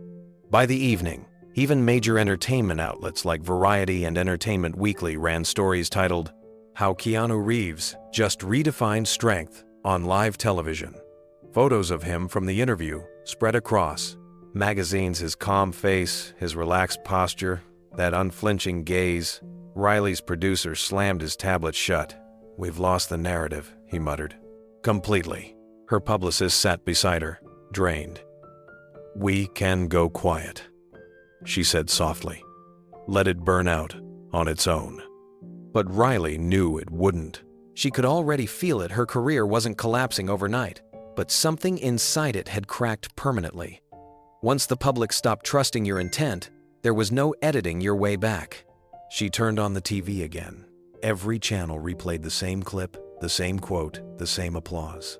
It was everywhere, unstoppable.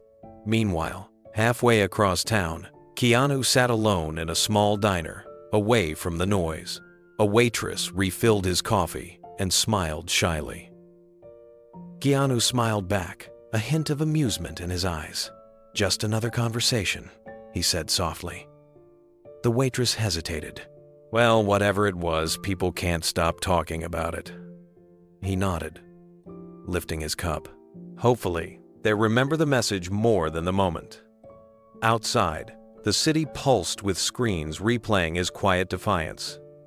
Inside, he sat in peace, untouched by the storm he'd never meant to start.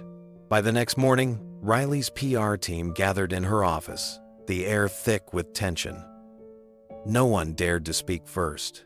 The blinds were drawn, coffee sat untouched, and the only sound was the hum of notifications from her phone lighting up every few seconds.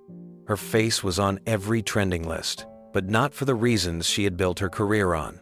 Finally, her publicist broke the silence. "We need to respond today," she said quietly.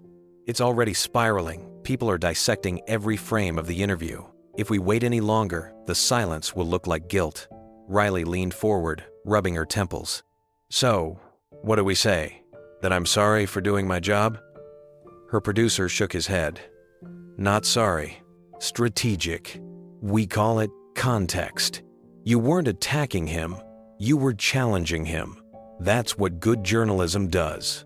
Riley nodded slowly, clinging to the phrase as though it were a lifeline. Challenge, not attack. It sounded neutral enough to survive the storm. Within the hour, her team had written a short statement for her to record. They set up a camera in her living room, the same room where framed magazine covers of her past successes lined the walls, silent witnesses to what she feared might be her downfall. When the red light blinked on, Riley forced a soft, steady tone. I've seen the reactions to my recent interview with Keanu Reeves, she began. My goal was never to attack, but to challenge. Conversations about culture, media, and representation are not always comfortable, but they're necessary. I've always believed that open dialogue, even when difficult, helps us grow. Her PR manager gave a small thumbs up behind the camera. Riley continued, I have deep respect for Keanu Reeves and for his fans. If the tone of the interview came across differently, that was not my intention.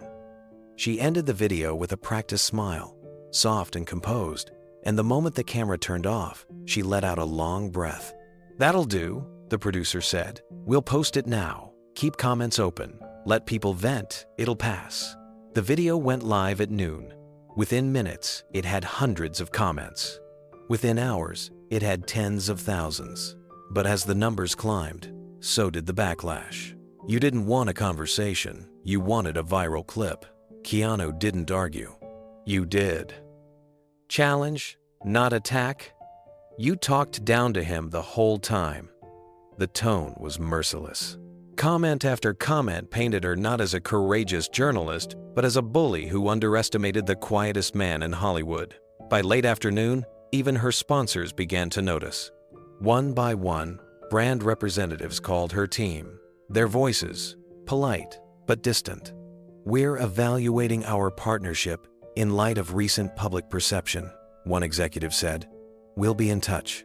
Riley hung up her phone after the third call, her hand trembling slightly. This wasn't just an online storm anymore, it was business. Her brand, her show, her entire persona were being questioned in real time, and she could feel the foundation beginning to crack. By evening, Riley's response video had reached 2 million views, but the comments told a very different story than she hoped for. The top ones weren't supportive, they were scathing. You wanted to humiliate him and got humbled instead. This isn't accountability, it's damage control. Imagine being handed a lesson in decency on your own show. Each comment struck deeper than the last. Her PR team tried to moderate, deleting the most brutal ones, but for every message removed, 10 more appeared. Screenshots of the deleted comments started circulating too, fueling another wave of criticism. On television, entertainment anchors debated her motives. Some framed it as a professional misstep. Others went further, calling it a symbol of the media's arrogance against integrity. That line alone went viral, arrogance against integrity, and was soon plastered across memes beside screenshots of Riley's frozen smile from the interview. By the next morning, her network executives were already in meetings. Sponsors were nervous, ad buyers hesitant. One executive emailed her directly. We're reviewing our partnership terms pending the outcome of this situation. Another called her personally, his tone polite but cold. You've put us in a difficult position, Riley, he said. We have to think about the brand's reputation. This controversy doesn't align with our values. Her hands trembled as she hung up the phone. The network she'd carried for years was now distancing itself from her, not because of what she'd said, but because of how Keanu had handled it. His restraint made her look cruel by comparison. Later that afternoon, she sat in her office alone, staring at her reflection in the dark screen of her laptop. Behind her, a framed photo of her first season on air hung crooked, the glass slightly cracked. She barely remembered that version of herself. The young host with ambition and purpose, who believed that asking the hard questions made her brave. Now, all she saw was someone who mistook provocation for progress. Her phone buzzed again. It was her producer. His voice was low. They're talking about replacing you. Riley's stomach dropped. Who? Everyone. he said quietly. "The board's meeting next week. They want to pause production until the heat dies down." She tried to speak, but nothing came out. The words stuck in her throat.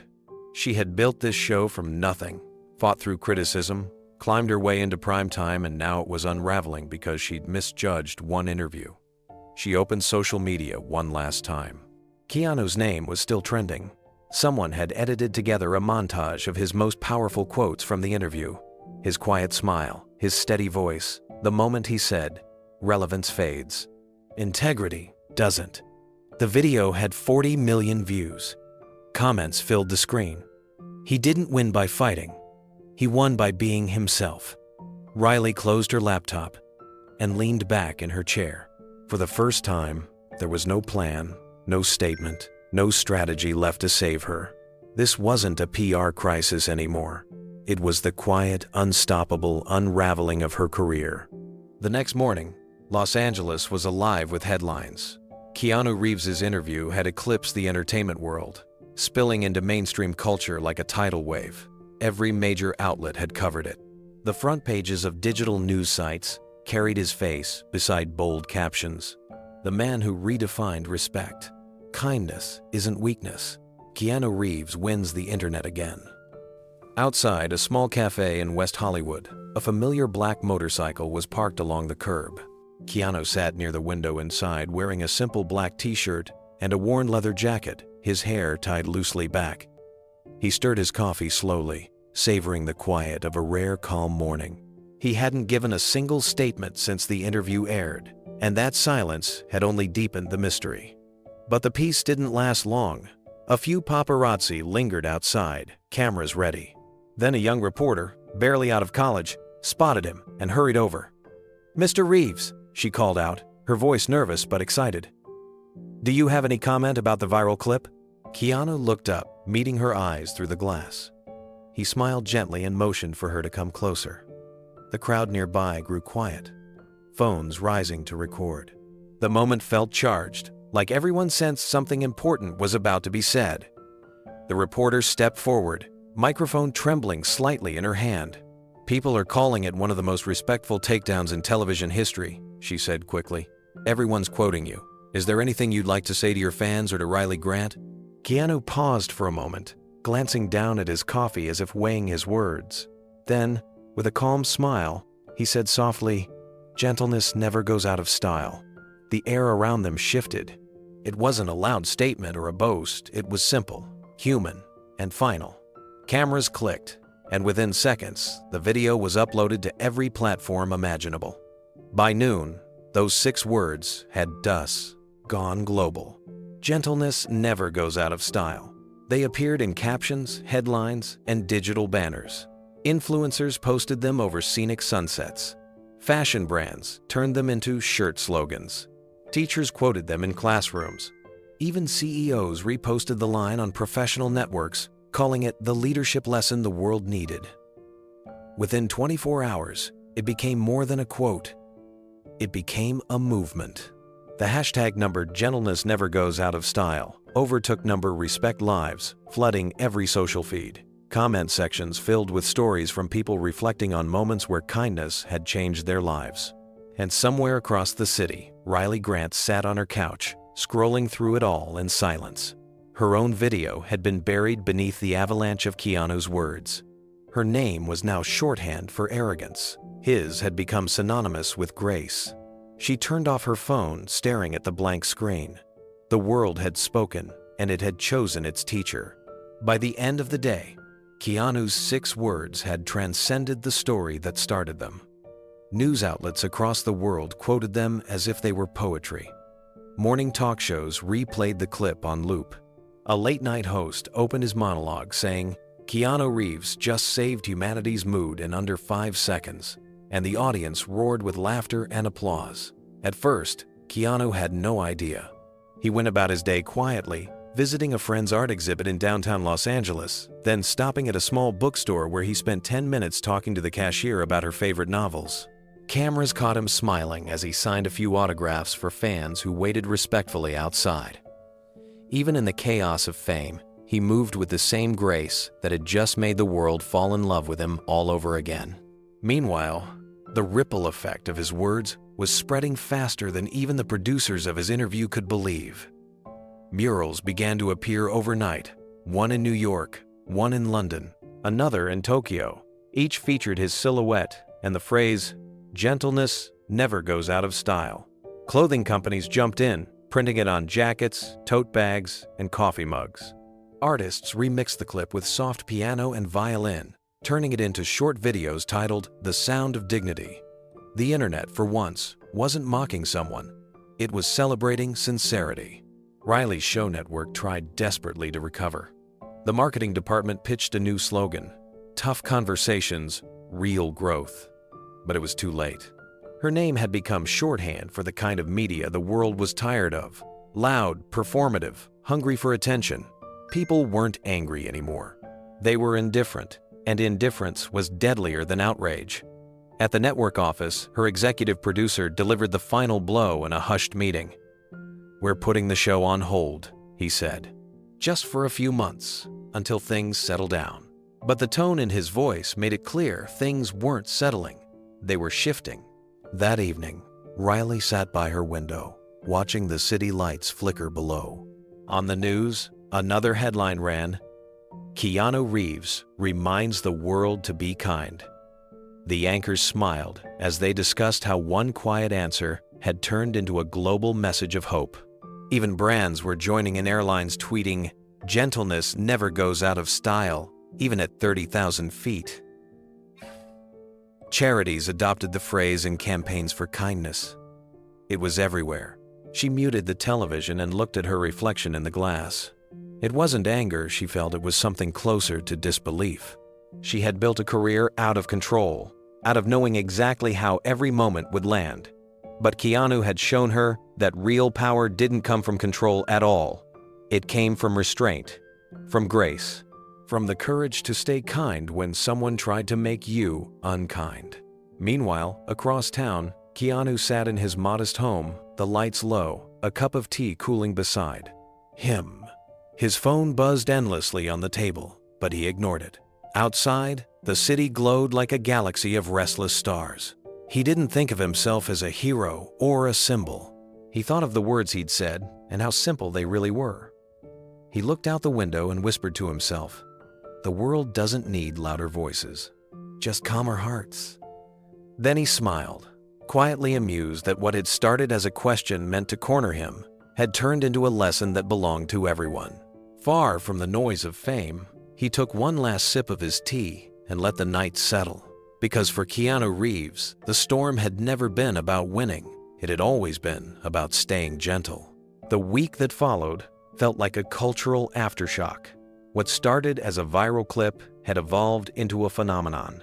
Every major news outlet analyzed the exchange, dissecting every word, every pause, every expression.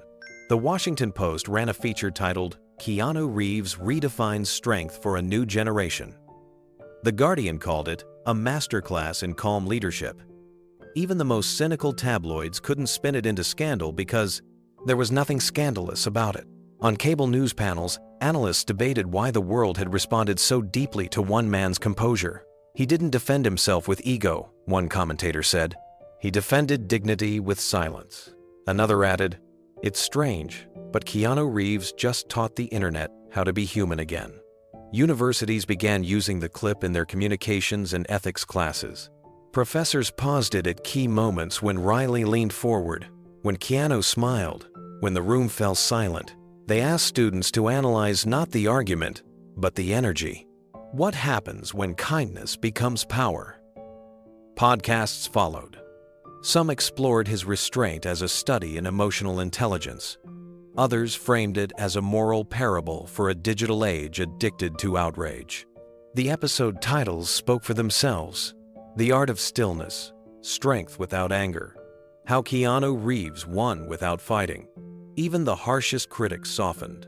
A popular culture columnist who once mocked Keanu's humility wrote a full-page reflection titled, "The Quiet Man Who Changed the Noise." He admitted he didn't win by shouting, he won by being still. And still, Keanu said nothing. No press conferences, no online posts, no clarifications. His silence spoke louder than any campaign could. For Riley Grant, the silence was louder too, but for a different reason. Inside the headquarters of her network, the tone had changed. Executives no longer made eye contact when she passed. The usual morning greetings were replaced by brief nods and the polite chill of discomfort. Every email she received began with the same phrase, "Given recent developments." Her assistant delivered the ratings report mid-week. "The numbers dropped," she said softly. 38%. Riley stared at the chart on the page. The sharp, downward slope looked like a cliff. Sponsors had started pulling ad placements. Longtime partners were re-evaluating relationships. She didn't need to read between the lines. In meetings, her name was whispered with caution. One executive used words like "cooling period" and "content recalibration."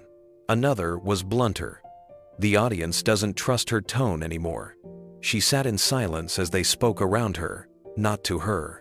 Once, she had dominated these rooms. Now, she was a problem being quietly solved. Meanwhile, every screen in the office played the same loop, a news anchor discussing Keanu's, quote, "Gentleness never goes out of style." It played in the lobby, in the elevators, even in the break room.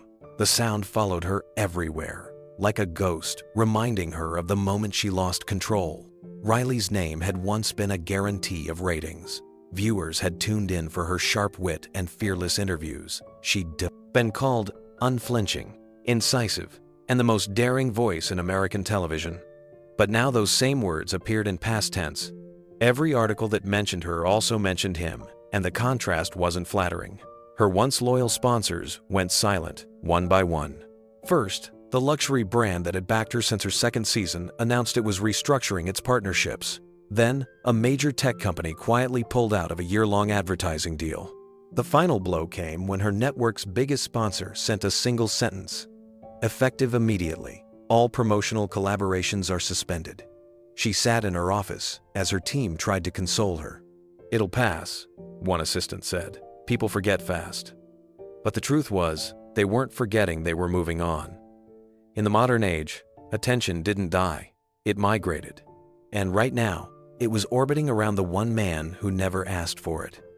Across the city, Keanu continued to live as if nothing had changed.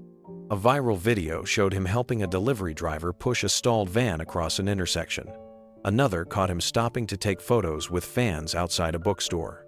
The comments beneath every post echoed the same theme: authenticity. "He's not acting," someone wrote. "He's just being himself." The clip from the interview continued to be studied, shared, and celebrated. Sociologists wrote essays about it. Mental health advocates called it a blueprint for emotional control in confrontation. On Reddit, a thread titled "Why Keanu Reeves is the Role Model We Needed" reached millions of upvotes.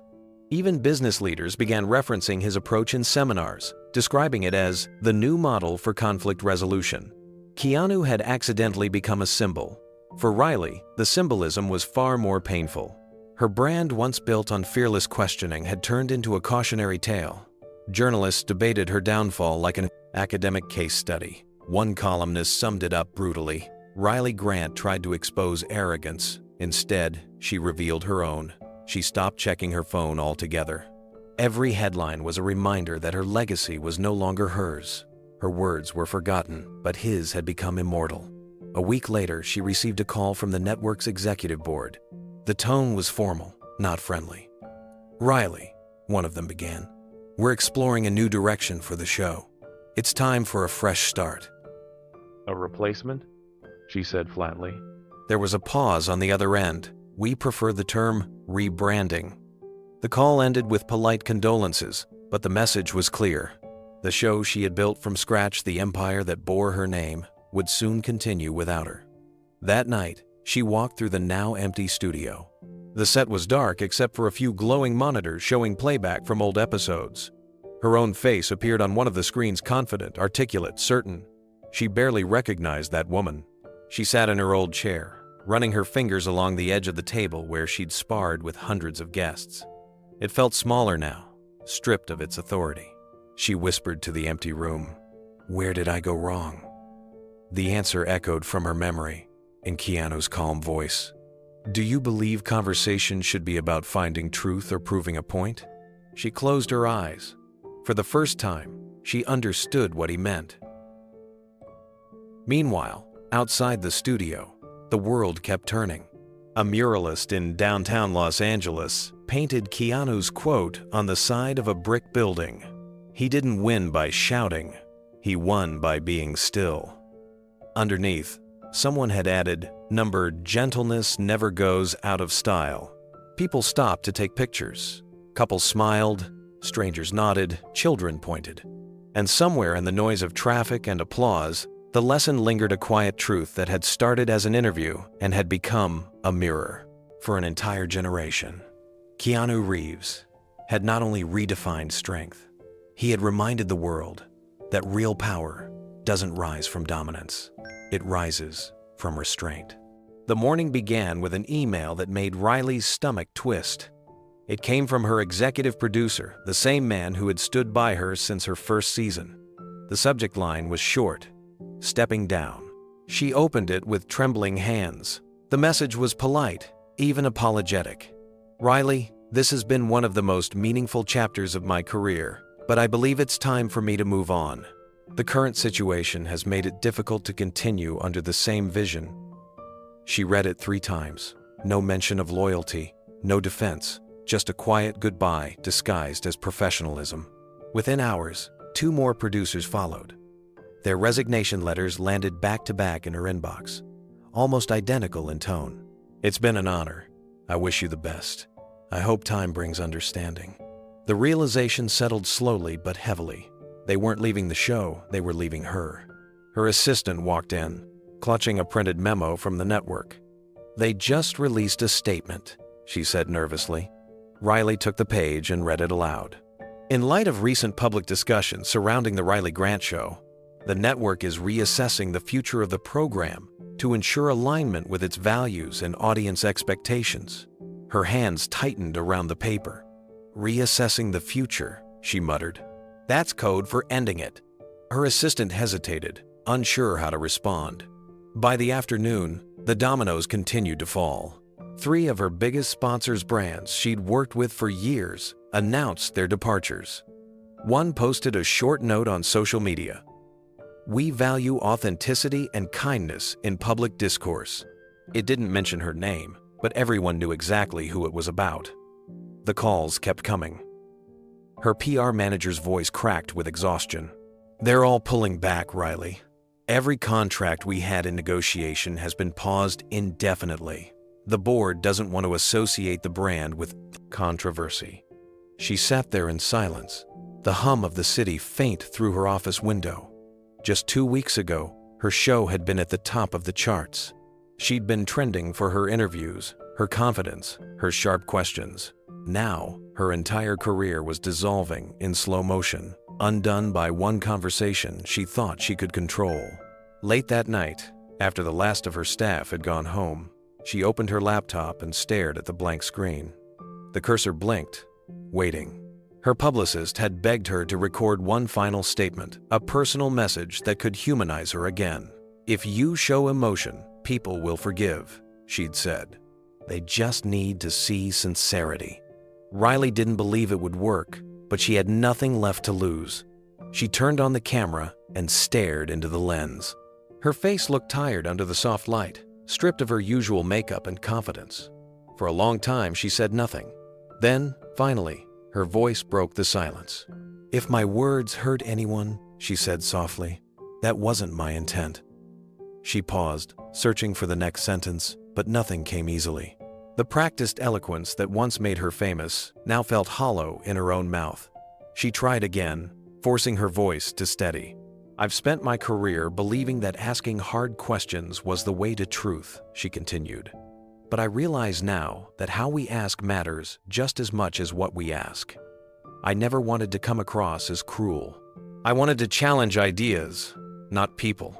Her tone trembled at the edges, the vulnerability almost convincing. Yet something about the way her eyes darted between the camera and her notes betrayed her uncertainty. To the viewers who would soon watch this, It wouldn't sound like remorse, it would sound like performance. She drew a shaky breath. Keanu Reeves is one of the kindest people I've ever met. I respect him deeply, and I regret if our conversation gave a different impression. Her PR manager gave her a thumbs up behind the camera, urging her to finish strong. Riley looked back into the lens, trying to summon sincerity. "In a world that thrives on conflict," she said, "I hope we can all remember that disagreement doesn't have to mean disrespect." She pressed stop. The recording ended. Her publicist clapped softly. "That was good," she said, though the compliment sounded uncertain. "We'll post it tonight. Keep the comments open, it'll look authentic." The video went live at 7 p.m. By 7:05, it had 20,000 views. By 8, it had 500,000. And by midnight, it had more than 2 million. But the numbers weren't the victory they used to be. The comment section had turned into a public trial. It's not the words, it's the arrogance. She still doesn't get it. If she cared, she wouldn't be defending herself. A top comment, pinned by a stranger, read simply, "Keanu didn't say a word, and yet we all heard him, louder than her." The likes poured in by the thousands. Her apology, meant to save her, had become another reason for ridicule. News outlets picked it apart, labeling it too little, too late. Pundits replayed snippets, comparing her measured tone to Keanu's humility. Even her colleagues at the network began avoiding her calls. By the following afternoon, a memo was sent to all staff. Effective immediately, the Riley Grant Show will go on indefinite hiatus. There was no meeting, no farewell episode, no final broadcast, just silence. The show's social media accounts stopped posting. Her name disappeared from the network homepage. The cancellation wasn't announced, it was erased. She went to the studio one last time, walking through the empty halls that once buzzed with producers, interns, and guests. The lights were off, the cameras unplugged, the set half dismantled. She ran her hand across the desk where she had sat for hundreds of interviews. The surface was cold now, the air heavy with finality. A janitor passed by, nodding respectfully. "Sorry, Miss Grant," he said quietly. "I always liked your show." Riley gave a faint smile. "So did I." She looked around one last time, then turned off the last light herself before walking out. Outside, the night air felt unfamiliar. Billboards that once carried her face now featured new shows, new voices, and at a nearby newsstand, a headline glared from a glossy cover: "The Rise of Keanu Reeves, the man who won the internet with kindness." Riley stared at it for a long moment. Then she slipped her sunglasses on, walked past it, and disappeared into the crowd, just another name history had quietly decided to forget. Weeks passed, and while the media world spun endlessly around his name, Keanu Reeves remained exactly where he had always been, quietly working. No interviews, no statements, no public appearances. The storm that had consumed Riley Grant's career simply didn't reach him because he never tried to chase or control it. Far away from Los Angeles, in a small Oregon town wrapped in rain and pine trees, Keanu was back on set filming a modest independent project. The production was small, almost invisible to the tabloids. A film about forgiveness and finding peace. No explosions, no action sequences, just human stories. It was the kind of work he loved most, the kind that didn't need to be loud to be meaningful. The crew adored him. He carried his own equipment when he could, helped move lights, and thanked everyone after each take. During breaks, he sat on a folding chair beside a quiet lake near the set, sipping coffee and sketching notes in a small leather-bound journal. To anyone passing by, he looked more like a craftsman than a movie star. One morning, a journalist from the Oregon Post arrived at the set. She had driven 4 hours to get there, hoping to catch even a short comment for an article about the aftermath of the viral interview. The director, a longtime friend of Keanu's, warned her, "He's not doing press. But if you're respectful, maybe he'll say hello." When Keanu finished a scene, he noticed her waiting quietly by the trailers. Instead of avoiding her, he walked over, his expression kind but reserved.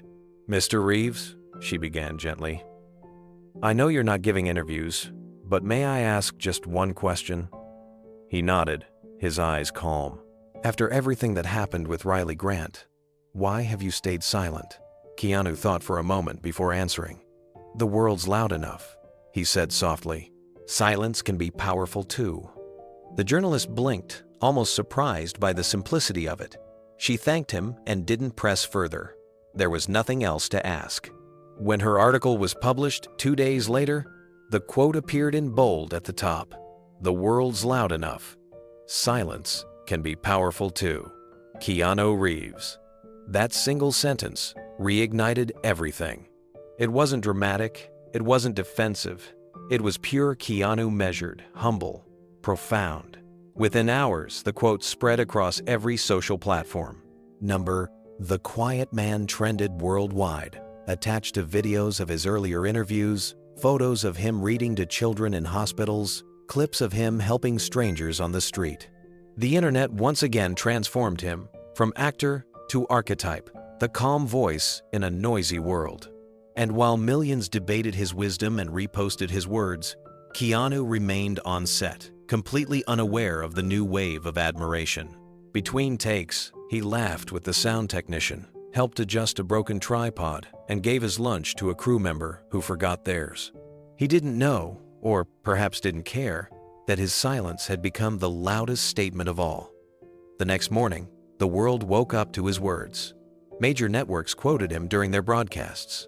Commentators, professors, and even spiritual leaders began discussing the power of quiet restraint in an age addicted to noise.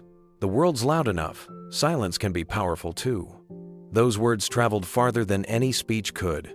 An essay in Time magazine called him a philosopher disguised as a movie star.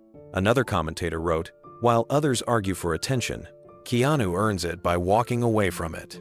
The quote was printed on posters, shared in classrooms, and even written in chalk on city sidewalks. Someone projected it onto a downtown skyscraper one night with a single word beneath. The Quiet Man. The movement took on a life of its own. People began recording short videos explaining how silence had helped them in their own lives, apologizing less with words and more with changed behavior, responding to hate with patience, finding strength in calmness. Keanu's brief moment of humility had become a mirror for millions. But Keanu never joined the conversation, not once. When asked for clarification through his publicist, his response was simple: no comment. He spent his evenings at the small inn where the crew stayed, eating dinner with the locals and leaving generous tips that no one saw him give. The waitress later told a local paper, "He talks more about motorcycles than movies. He's the same guy whether a camera's on or off." On set, the crew noticed how intentional he was about every gesture. When a young lighting technician dropped a piece of gear, Keanu knelt beside him to help pick it up. "No worries," he said softly. "It's just stuff. People matter more." That single moment, recorded by someone's phone, quietly went viral too. In the middle of all the attention, Keanu's small Oregon project wrapped early. As the cast and crew gathered for the final day, the director thanked everyone for their hearts, saying, "This was the calmest set I've ever worked on." Everyone laughed because they knew why. After the final take, Keanu hugged each member of the team. No speeches, no announcements. Just a quiet, "Thank you." Then he walked to his motorcycle, put on his helmet, and disappeared down the forest road, the sound of his engine fading into the trees. Meanwhile, the world he left behind kept echoing his words. Television hosts debated the meaning of silence as power. Comment sections filled with messages like, "Keanu reminds us that we don't always need to clap back," and "His silence speaks more truth than most voices online." Riley Grant, now living away from the spotlight, saw the quote appear again on her phone screen. This time, she didn't feel envy, she felt clarity. She whispered the words aloud. Silence can be powerful too, and for the first time in months, she didn't feel the need to respond to the world. She simply closed her eyes and listened. Back in Oregon, Keanu rode through winding mountain roads as the sun fell behind the ridges. The sky burned orange and gold over the horizon.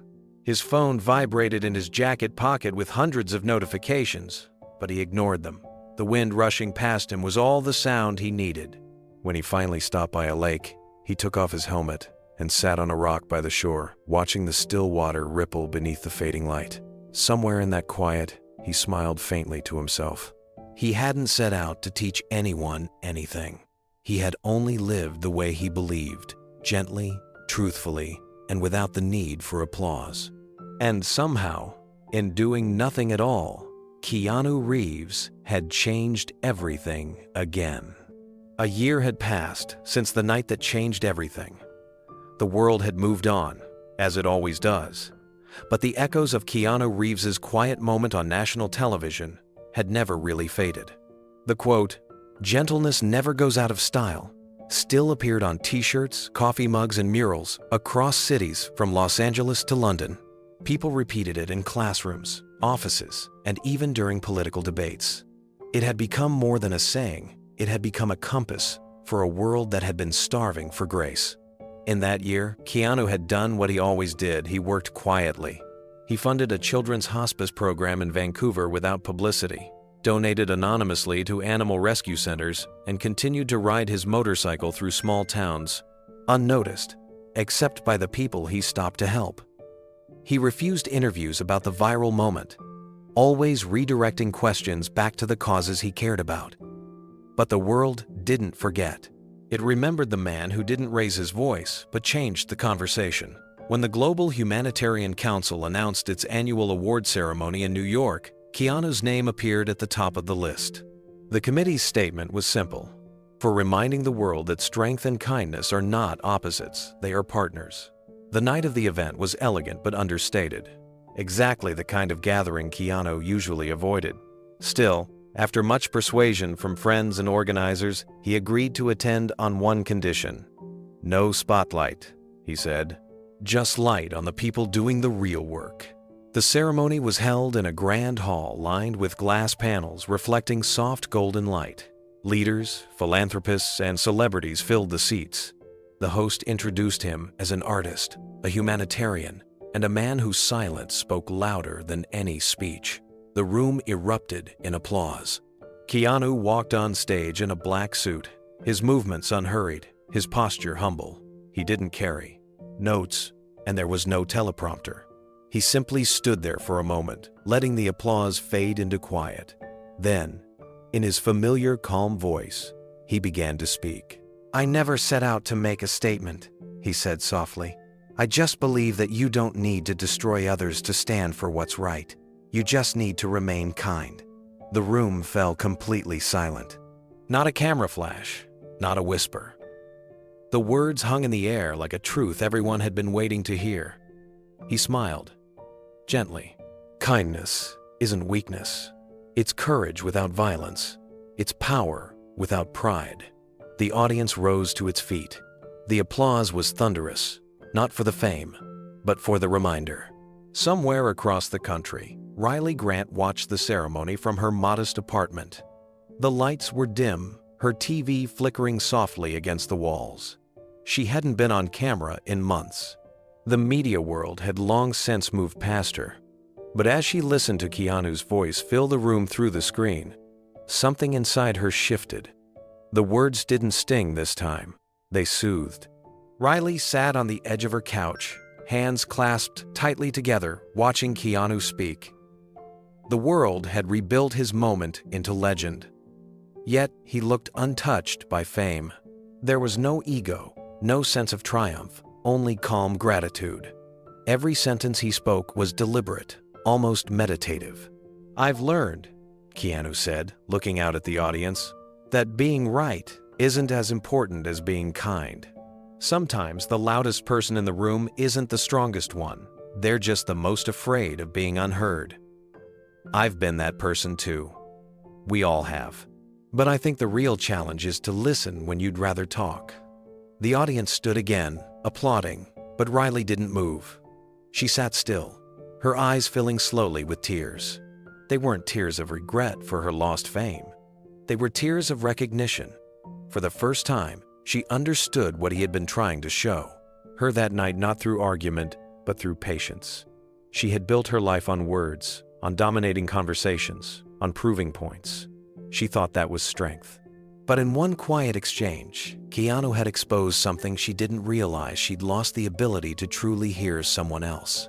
Her television glowed with his image as he finished his brief acceptance speech. "There's a lot of noise in the world," he said. "But silence, when it comes from peace, has its own kind of volume. Thank you for listening." He bowed his head slightly, then stepped back from the microphone. The audience rose again. The applause rolled through the hall like thunder, echoing through the screens of millions watching at home. Riley pressed her palm to her heart, feeling a weight she hadn't known she was carrying begin to lift. For the first time in a long while, she whispered, "I'm sorry." Not to him directly, but to the world she had once tried to outtalk. Later that night, Keanu left the ceremony quietly, the award tucked in his hand like an afterthought. He walked through the New York streets with his assistant trailing a few steps behind. When asked if he wanted to stop for dinner, he shook his head. "I'd rather walk," he said. The city buzzed with energy, but he moved through it like a still point in the middle of chaos. The next morning, his speech was everywhere. News outlets replayed it. Hashtag soared again, number remain kind, number the quiet man, number strength in stillness. Teachers quoted him to their students. Activists repeated his words at rallies. It wasn't just admiration anymore, it was reflection. Across town, Riley opened her laptop for the first time in weeks. Instead of another defensive post or apology, she began typing something new, a letter. It wasn't for publication, it wasn't for attention, it was for Keanu. She wrote, "You didn't humiliate me. You taught me, you showed me that respect isn't something we demand, it's something we earn by how we carry ourselves. I see now that your silence wasn't passive. It was strength. It was grace."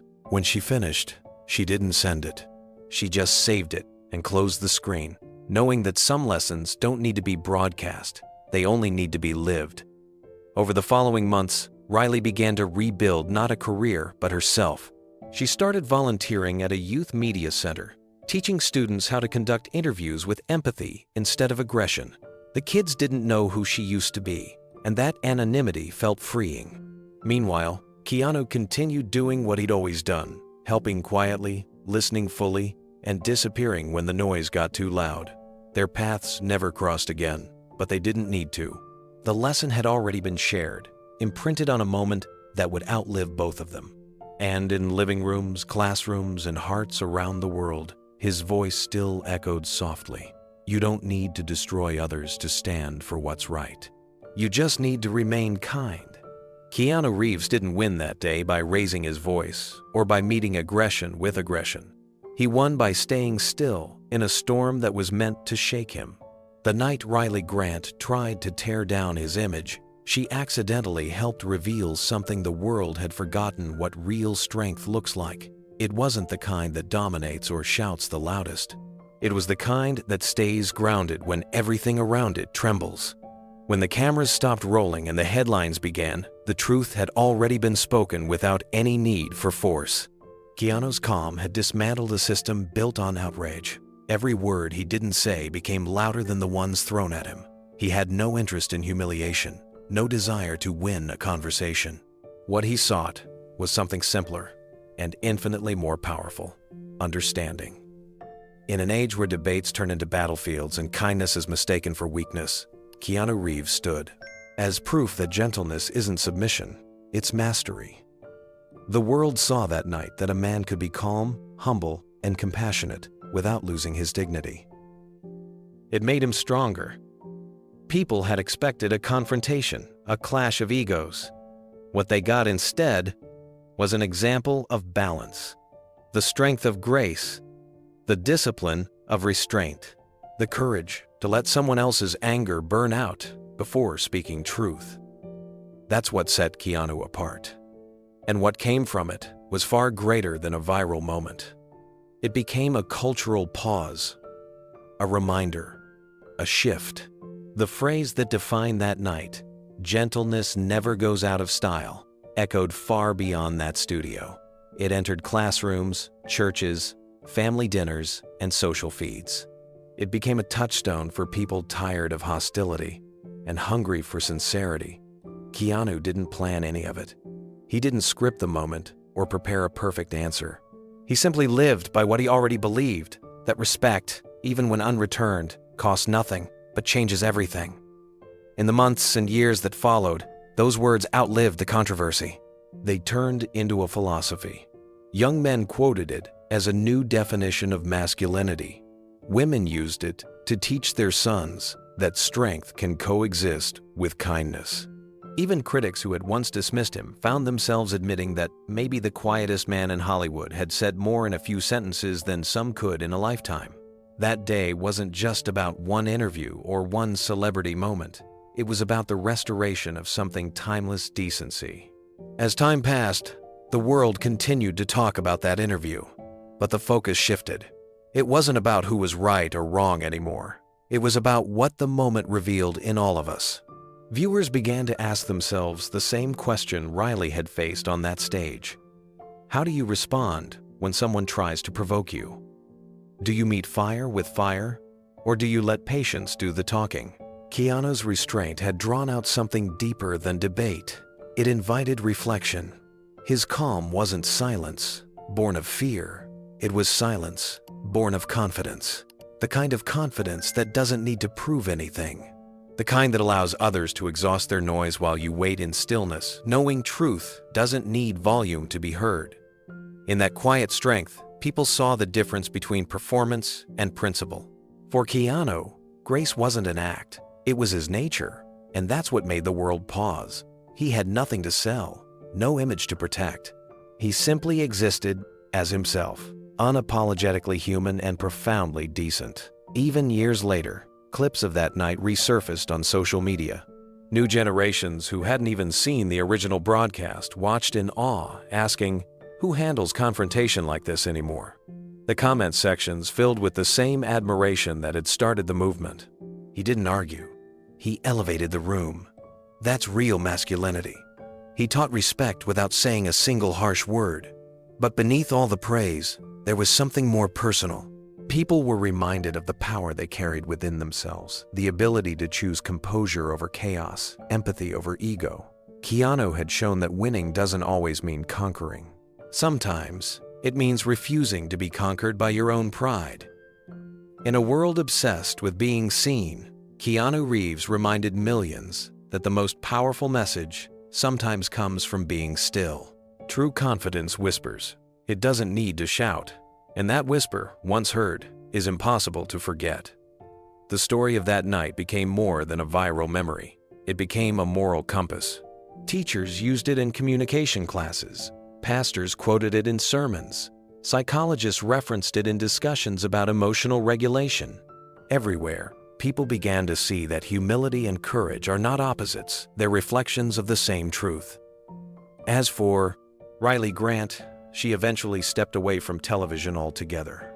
Rumor had it she found peace in mentoring young journalists, teaching them the very lesson she had once ignored, that journalism isn't about trapping someone, it's about listening to them. She no longer chased the spotlight. In her own quiet way, she began to embody the lesson that had once undone her.